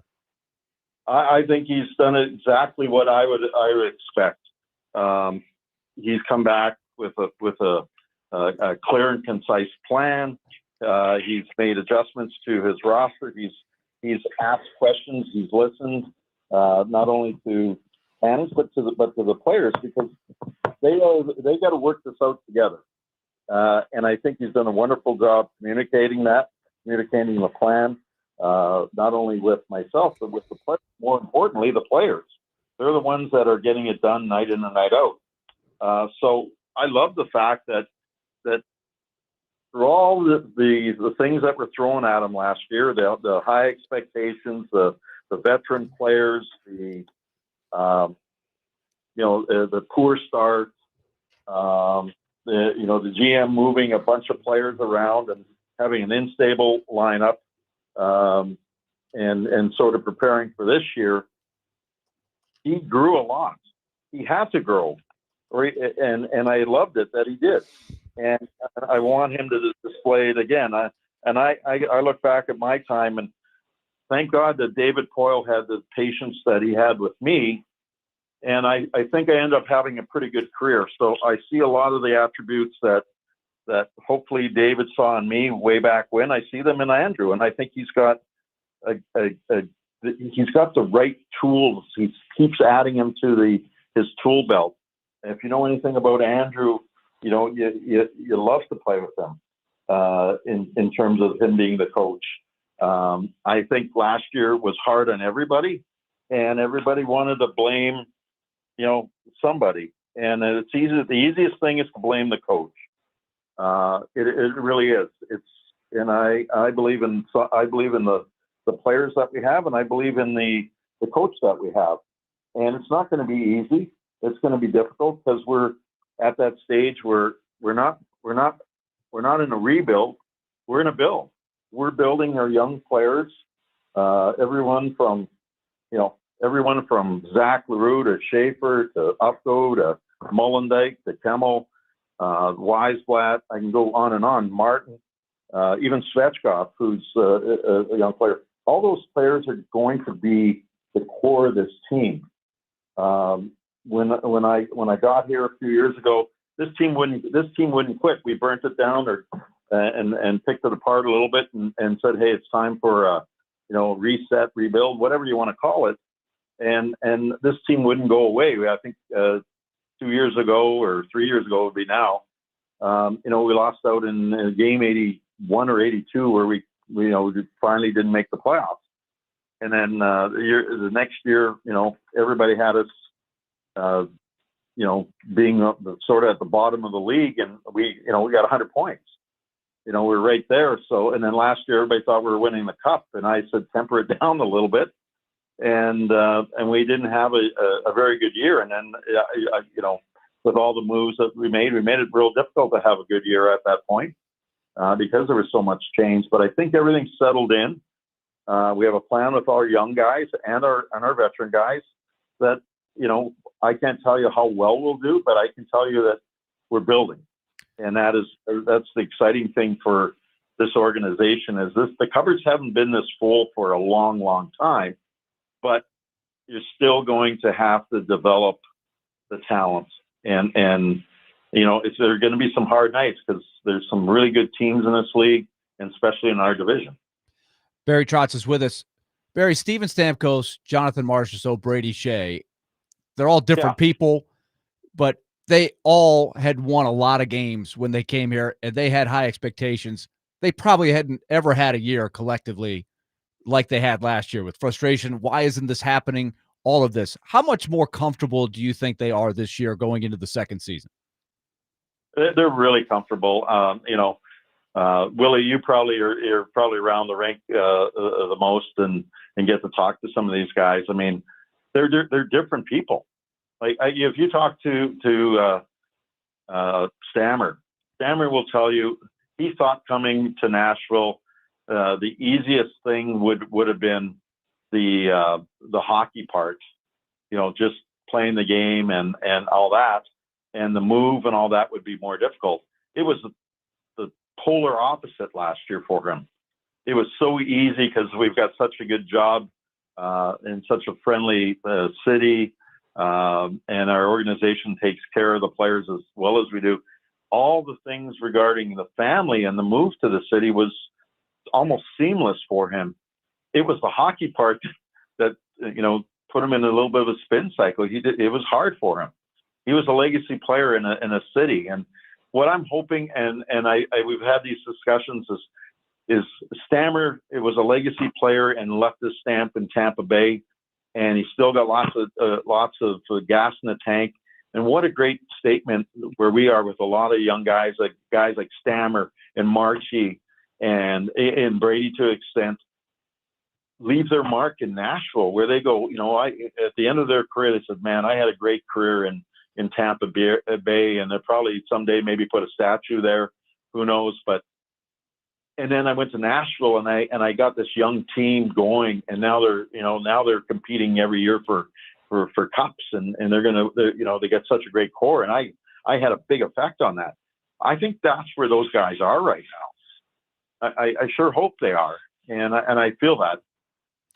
Last thing for you, Barry. The first thing that a lot of people, and I'll just use Ray Ferraro as an example. I was listening to his podcast. The first thing they say when they evaluate the Predators, they say, "Okay, tell me about the center position. They look thin there." I know you've got guys in the pipeline down the road in 2 or 3 years you're excited about, but right now, what's your expectation level of what you can get down the middle? Well, every team can be built a little different. I would say, and it's no, I don't want to, and I believe in the guys that we have, obviously, but I would say if you stack up, we've got Brady Martin 18 and Svechkov's 21 or maybe 22 here, and we got Holla and McCarron in the middle, and obviously O'Reilly there. If you stack up everybody's center ice position, we'd probably be towards the bottom of the league on the so-called experts positional depth chart, for instance. But a lot of teams that have had great success too can be dangerous off the wings. They just have to be responsible in the middle, but they can be dangerous on the wings, and we can do that. We can be dangerous with Forsberg and Stamkos coming off the wing and Marchessault coming off the wing, and guys like Bunting chipping in, and Evangelista off the wing. So if we're responsible and can get the puck to people up there, we can be a little more dangerous off the wing. The one thing I think, we haven't been a fast team. I'm trying to make us faster as an organization, but we've added a lot of foot speed on the back end. They're all good skaters. Willsby's a good skater. Yossi's a good skater. Shea's a good skater. Barron's an excellent skater. Stashny's a good skater. Blankenberg's a good skater. Haig is a really good skater for a 6'6" guy. So, a lot of our speed and our transition can come out of the back end. If we can get some what we call skin on teams F1 on the forecheck, our team's going to be hard to forecheck. As long as we can execute. We had a little problem executing last year because we get back and we get run over, and that's on the forwards and it's on the D partner a little bit at times. And I think the coaching staff has really done a good job of addressing that. If we can break out quicker, we're going to be a much quicker team, because we get jammed up on the walls and then you're just in a standstill foot race. You don't get anything done. So they've done a lot of work on breakouts and transitional stuff, but a lot of stuff in just D zone, because those are the 5-on-5 areas that really matter when it comes down to it. And I've had teams here in Nashville. I've had teams that didn't have much offensive pop, but if you break out quickly and you transition cleanly with good execution, you create offense. It's when you don't do that is when things fall apart. And but like I say, we've got a lot of really talented young players, and I know you like your football like we all do. We have a lot of guys in the red zone right now in our organization with young players. Now, being in the red zone, you know how that works. You're either you get stalled out, you're taking a field goal, or you're getting a touchdown and you're pushing it through. So that's where all these guys are. They're all in the red zone, in which a little bit of luck, a lot of work, and some confidence and some good team play. Yeah, some guys are going to get to the next level here, and that's what we're looking for. Predators general manager Barry Trotz has been our guest on D-Mace, Vingen, and Donick. He will join us every Tuesday at 5 o'clock. Barry, thank you so much for your time. We will chat next week. All right. Take care, guys. 615-737-1025. Your reaction to our first of many chats with Barry Trotz over the course of the Predator season. 615-737-1025. We will react as well. Coming up next, DVD is presented by Bax Homeworks, which transforms kitchens, bathrooms, and living spaces into places you can't wait to come home to. Get a free estimate at baxhomeworks.com.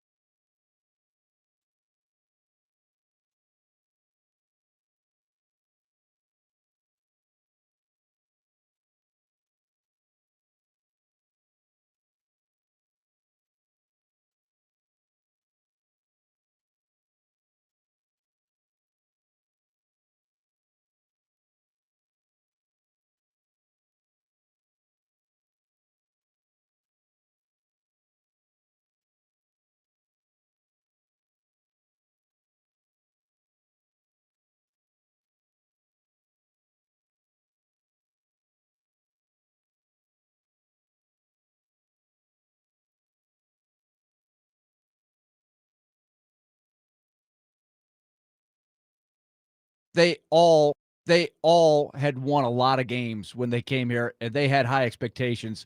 They probably hadn't ever had a year collectively like they had last year with frustration. Why isn't this happening? All of this. How much more comfortable do you think they are this year going into the second season? They're really comfortable. Willie, you're probably around the rink the most and get to talk to some of these guys. I mean, they're different people. Like if you talk to Stammer will tell you he thought coming to Nashville, the easiest thing would have been the hockey part, just playing the game and all that, and the move and all that would be more difficult. It was the polar opposite last year for him. It was so easy because we've got such a good job in such a friendly city, and our organization takes care of the players as well as we do. All the things regarding the family and the move to the city was almost seamless for him. It was the hockey part that, put him in a little bit of a spin cycle. It was hard for him. He was a legacy player in a city. And what I'm hoping, and we've had these discussions, is Stammer, it was a legacy player and left his stamp in Tampa Bay, and he still got lots of gas in the tank.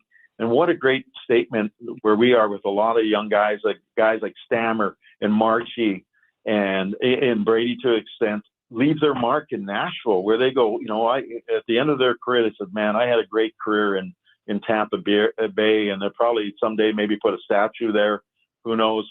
And then I went to Nashville and I got this young team going, and now they're competing every year for cups, and they got such a great core, and I had a big effect on that. That was Predators GM Barry Trotz just now with us. As one texter says, Barry always short with his words. If you know one thing about Barry Trotz, real. He is not concise, but that's why we love Barry Trotz. He's going to give you depth and detail. Exactly. Yes, Absolutely. If you're looking for Cliff Notes, he's turning over if every you're short stone. on time, Good luck. you're not going to get it. You're going to have to go back. Yeah. Yes, but you can never say that he is not accessible and Correct. open and detailed with what he shares with the fans and the media. not everybody's like that. I have two reactions on our text line that I want to get to. I'll just read them both now, and then we can take the conversation wherever we want to go. George says, on that clip we just heard, he says, Trotz is delusional if he thinks Stamkos, Marchessault, and Shea are looking around the league and thinking about the impact they'll make on the team they won't be a part of 5 years from now.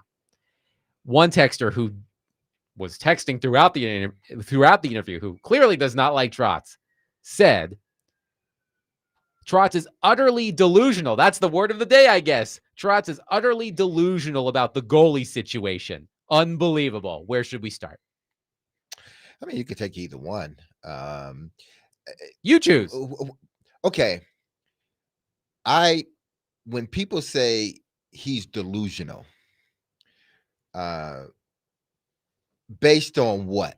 Like, what are your grounds? Are you looking at the team just based on last year and what they didn't accomplish?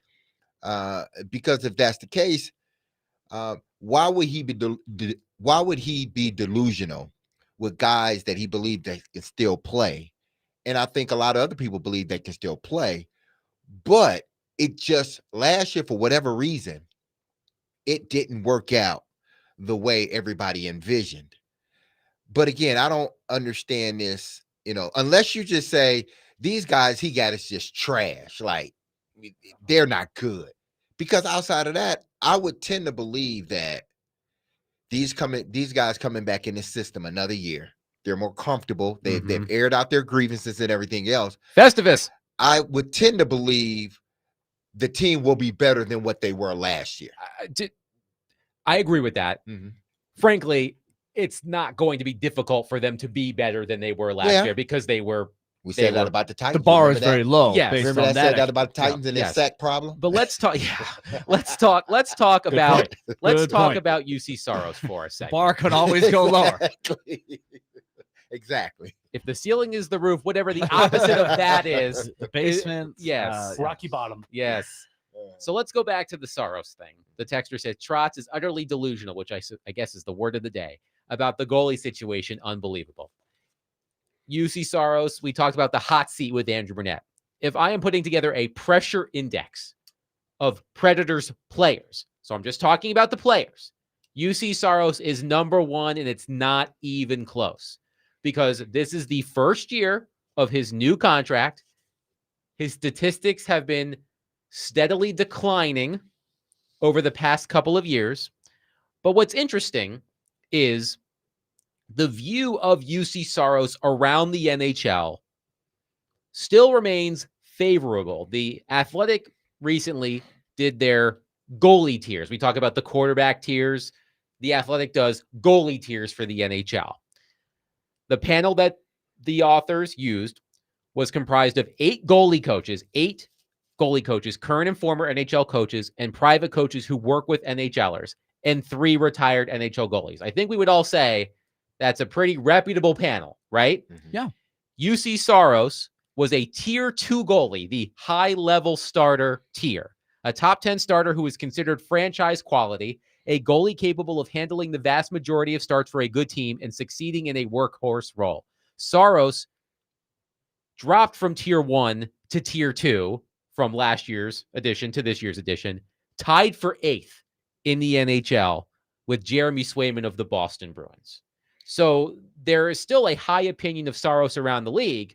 Predators fans, however, who have been watching him over the past couple of years, clearly do not share that same opinion. And Will, quickly before yeah. you say that, do you think that he's UC's the version, he's the hockey version of Dak Prescott in a sense? And go at me with this one. We've seen UC Saros at his best, and usually the guys around him were at their best too. The minute those guys around him aren't doing their job as effectively, it does affect him. And I think that's what happens with Dak Prescott. And because of that, people just take it as, oh, it's Dak Prescott or it's UC Saros. And that's why I asked the question to Barry, like, or is it more so the team than it is, you're that worried about UC Saros? Willie, before you answer that, let me just read to you quickly some of the insight from the goalie coaches and retired goalies who participated in this survey. One goalie coach said, quote, "I still think he's a really good goalie. His athleticism, speed, and skating ability are unparalleled. He actually handles the puck a lot better than people give him credit for. He's not getting a ton of help back there." Another goalie coach said, "A goalie needs the team in front of him to be able to make consistent reads. Every team plays a system with weaknesses, and there are certain types of plays that the team gives up. Goalies are able to cheat slightly towards certain situations. Last season, Saros got in a situation where everything was coming at him. It was all over the place, and it became very difficult to read." And that's exactly what Barry Trotz just said when Derek asked him about UC Saros, the environment. He used the word predictable. Chris Mason says this all the time when he's on our show, on our broadcasts. He says, if you can make the environment predictable, a good goalie is going to put up good numbers. The Predators, and I think the equivalent, D-Mace, is a quarterback that has a terrible offensive line. You just can't be comfortable. You start feeling pressure when it's not there. You start second-guessing yourself. You start making rushed decisions, and you can't stay quiet, stay sound, and stay in your mechanics. I thought Kevin Woodley gave one of the best interviews we had all year long as Saros was going through the struggles. And he said, you can overcome it for a while. And he did. Until about early December, Saros was outperforming his team in terms of he was erasing a lot of mistakes. He was keeping them in games. He wasn't getting any goal support, but he was in the goal save above expected. He was doing pretty well. Then it just overwhelmed him. It collapsed. It cratered. And then he started to get into the tough parts. He lost a little confidence. He started second-guessing what the team was doing in front of him, and he started having some bad games for him. When people say, when people throw out this delusional thing, you would think that he's like 36 years old or something. He's only 30. I'm not saying he's going to be great when he's 30, 35, 36, 37, although Pekka Rinne, I believe, won the Vezina at age what? Adam, 36, 37? Thereabouts. I don't remember the exact age. So it's not like goalies can't play well into their mid-30s. Sergei Bobrovsky is still going strong. They're going to sign him to a new contract, according to Elliot Friedman. So I think UC Saros is held to a very, very high standard. And like a quarterback, is taking more of the blame than he should. Just like the same way, like I think a goalie sometimes gets more credit than he probably should. So all that to say, to me, show me the environment that they can create in front of him this year. Can they defend better, as Barry Trotz just laid out what they're trying to do? If they can do that, UC Saros will be the least of their problems. I think he is going to be fine. Quickly, let's go to Bob in Antioch on our phone line, driven by WilsonCountyHunter.com. Bob, thank you for calling. Go ahead. What's been your opinion of Brady Martin, and what do you think will be best for him in the long term, to go back down or to stay up with the Predators? And my second question is, did LaRue have a bad camp? Is that the reason that he got sent to Milwaukee? I'll listen off air. Thanks, Bob. Let's answer the second question first. Zachary LaRue suffered an injury early in training camp that kept him out for a while. And Andrew Brunette said yesterday that they want him to go to the American Hockey League and get that work in that he missed during the preseason. The expectation is that he will be back up with the big club. But that's why. Quickly, Willie, answer Bob's question on Brady Martin. I thought that was good insight by Barry Trotz, that Brady Martin has an advanced hockey IQ that is allowing him to, at least to this point, not get schooled by just being too young to understand what it's going to take. So he's advanced in that area. He's also physically, if you look at him, there are some 18-year-olds that come out of that draft that look like they're 15, and they're really skilled, and you're trying to project what they're going to look like in 4 or 5 years. But currently, it's not the case. He's advanced enough physically that I think he's holding his own there. And the question is not really what's it going to look like on opening night. It's going to be if he plays well in the first 5-6 handful of games, right, Adam?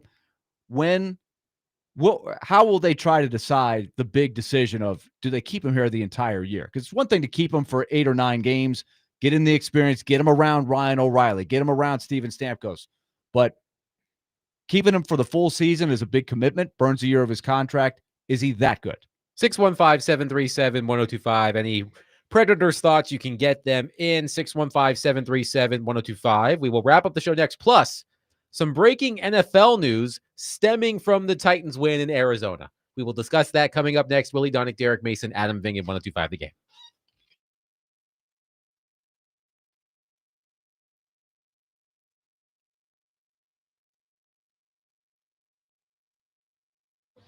Derek Mason here. If you've injured yourself in a motorcycle accident, go to lawtigers.com for your free case evaluation. Even if your accident was months ago, you have nothing to lose by calling Law Tigers. Insurance companies want to pay out as little as possible or nothing at all.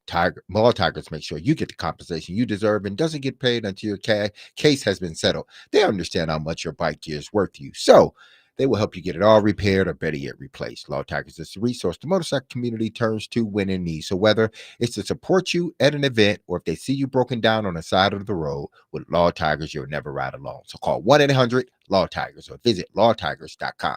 Law Tigers is powered by Freeman and Fuson, and you can find them in Nashville, located at 2126 21st Ave South. That's Law Tigers, Tennessee's motorcycle lawyers.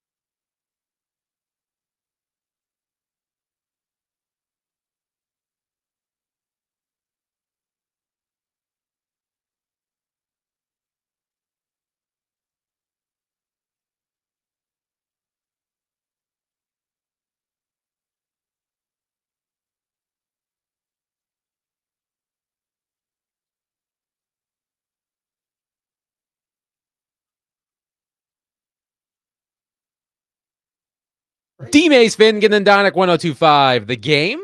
Smashville Live is coming up next from Brewhouse South in Cool Springs. Nick Hague and Nick Perbix, the Knicks, will be the guest. The Knicks. Nick at night. New York Knicks? Well, it will be the Knicks at night, so that is applicable. A programming note. Tomorrow's edition of DVD will be 2 hours from 3 to 5 because we will have our official Predators preview show from 5 to 7. Max Hers, Willie, and I will host. Andrew Burnett, Hal Gill, and Pete Weber will join us. So be sure to tune in for that. So DVD will be from 3 to 5. Predators preview show from 5 to 7. Let's get to Steve on our phone line, driven by WilsonCountyHunting.com. Steve, thank you for waiting. Please go ahead. Thank you, guys. I really enjoyed the show. Thank you. Hey, I took away from that Four Nations hockey tournament because you had the elite players out there playing, and what I saw a big difference between them and the Predators was our defense. I mean, a lot of those in the Four Nations hockey tournament, a lot of the shots never even made to the goalie, and that's what we need to work on because we're leaving Saros, out to dry by not doing that. And I just want to say that and get your thoughts. Hang up. Thank you. Thanks, Steve. I think it's the number one thing that they have gone back to the drawing board to assess is how do we create a better defensive environment? There's a lot of ways that you do that.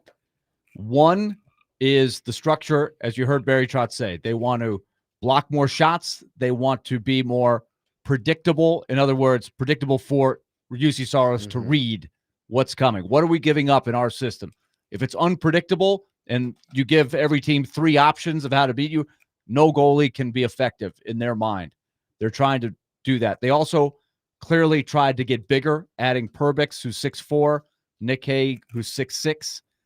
They are bigger. They want to block more shots. The Predators were one of the lowest teams in the league at block shots or percentage of shots that were blocked. They were way down there. There were way too many times. UC Saros is not a big goalie, as we know.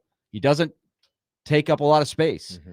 So if you allow pucks to get through, when you're screening the goalie, you better block the shot. If you screen the goalie and it gets through, especially for a smaller goalie, you're going to give up more goals. And they were burned badly in that respect last year. So blocking shots will be a much bigger part of the lingo. I mentioned some breaking NFL news stemming from the Titans win in Arizona from Adam Schefter. The Cardinals, I emphasize the Cardinals, not the NFL. The Arizona Cardinals are fining head coach Jonathan Gannon $100,000 for his sideline altercation with running back Amari DeMarcado, who dropped the football before crossing the goal line Sunday on what would have been a 72-yard touchdown run. There will be no further discipline for Gannon. So the Cardinals, not the NFL, the Cardinals are fining Gannon $100,000. There was a fan video where Gannon is right up in DeMarcado's grill and then appears to strike him as he's walking off. So the Cardinals are fining Gannon $100,000. Hey, Listen, if the film shows that, as it does, that's what it seemed like, then he deserves to get fined. That's the difference again. And I said this earlier. That's the difference between a young coach and a more seasoned veteran coach. A coach that acts on emotion and a coach that sort of thinks things out. I was watching Mike Vrabel on the sideline this past weekend. Was it yesterday? Yeah, they played yesterday. Sunday Sunday night. Yeah. And they had like 2 penalties in a row. Devastating penalties. And Vrabel didn't overreact. He didn't do it. He just had a stone face. Like, seriously, this is what we're going to do. Okay. That's keeping your composure. That's knowing that how volatile this sport can be and how quickly it can change. Emotions can change. But the one thing that can't change is your head coach. Your head coach can't be that emotional when it comes to a player because a whole bunch of things happen in the game that people don't even know about during the game on the sideline. And for that coach to be that emotional, he deserved to be fined. He did. Because you just don't put your hand on another player. Because if a player did that to a coach, then they would have been the NFL would have fined him and suspended him if it was the other way around. So I'm curious why if the Cardinals thought that that act justified a fine, why the NFL also didn't think it I'm not justified. sure, because it sure enough looked like if they're going to fine him $100,000, they saw something worth fining him $100,000 for. Why the league? I guess since they did it so big, Maybe the league was thought, like, you know that's what? Fine. That's fine. We're good with it, because they're not going to suspend him. And I don't expect them to suspend him. He shouldn't get suspended. But yeah, you should get fined for what you did.